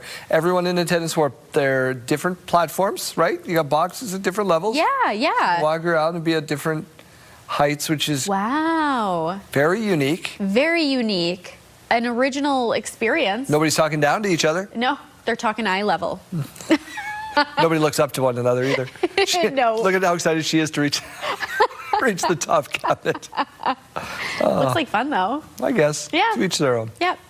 All right, a street in Rio is keeping a long-standing World Cup tradition alive. Every 4 years, people in the neighborhood come together to paint murals on the walls and ground for the tournament. Organizers say the murals are meant to carry a message of peace, tolerance, and inclusion. By the way, Canada's first game at the World Cup is June 12th. Yeah, coming up real soon. You can see all that action on CTV and TSN. We're going to have all kinds of coverage on that. That's going to be a lot of fun. Tickets are, wow, expensive. Are they? Yeah, they're a little bit pricey. They're a little bit pricey. Vancouver's Science World is getting a FIFA-inspired makeover, speaking of soccer, or football. The iconic dome will be transformed into a massive 360-degree display designed to look like an official match ball. Look at that. That looks okay. Wow, I like this. It'll take about a month to transform, with the new look set to be fully unveiled in June. Everybody is so creative. Everybody in Vancouver is just kicking it. Yeah, literally. There it is. That's good. Intended. That was good. We're going to take about a 21-hour break, and we're going to be back with you tomorrow with more Your Morning Saskatchewan. We'll see you then.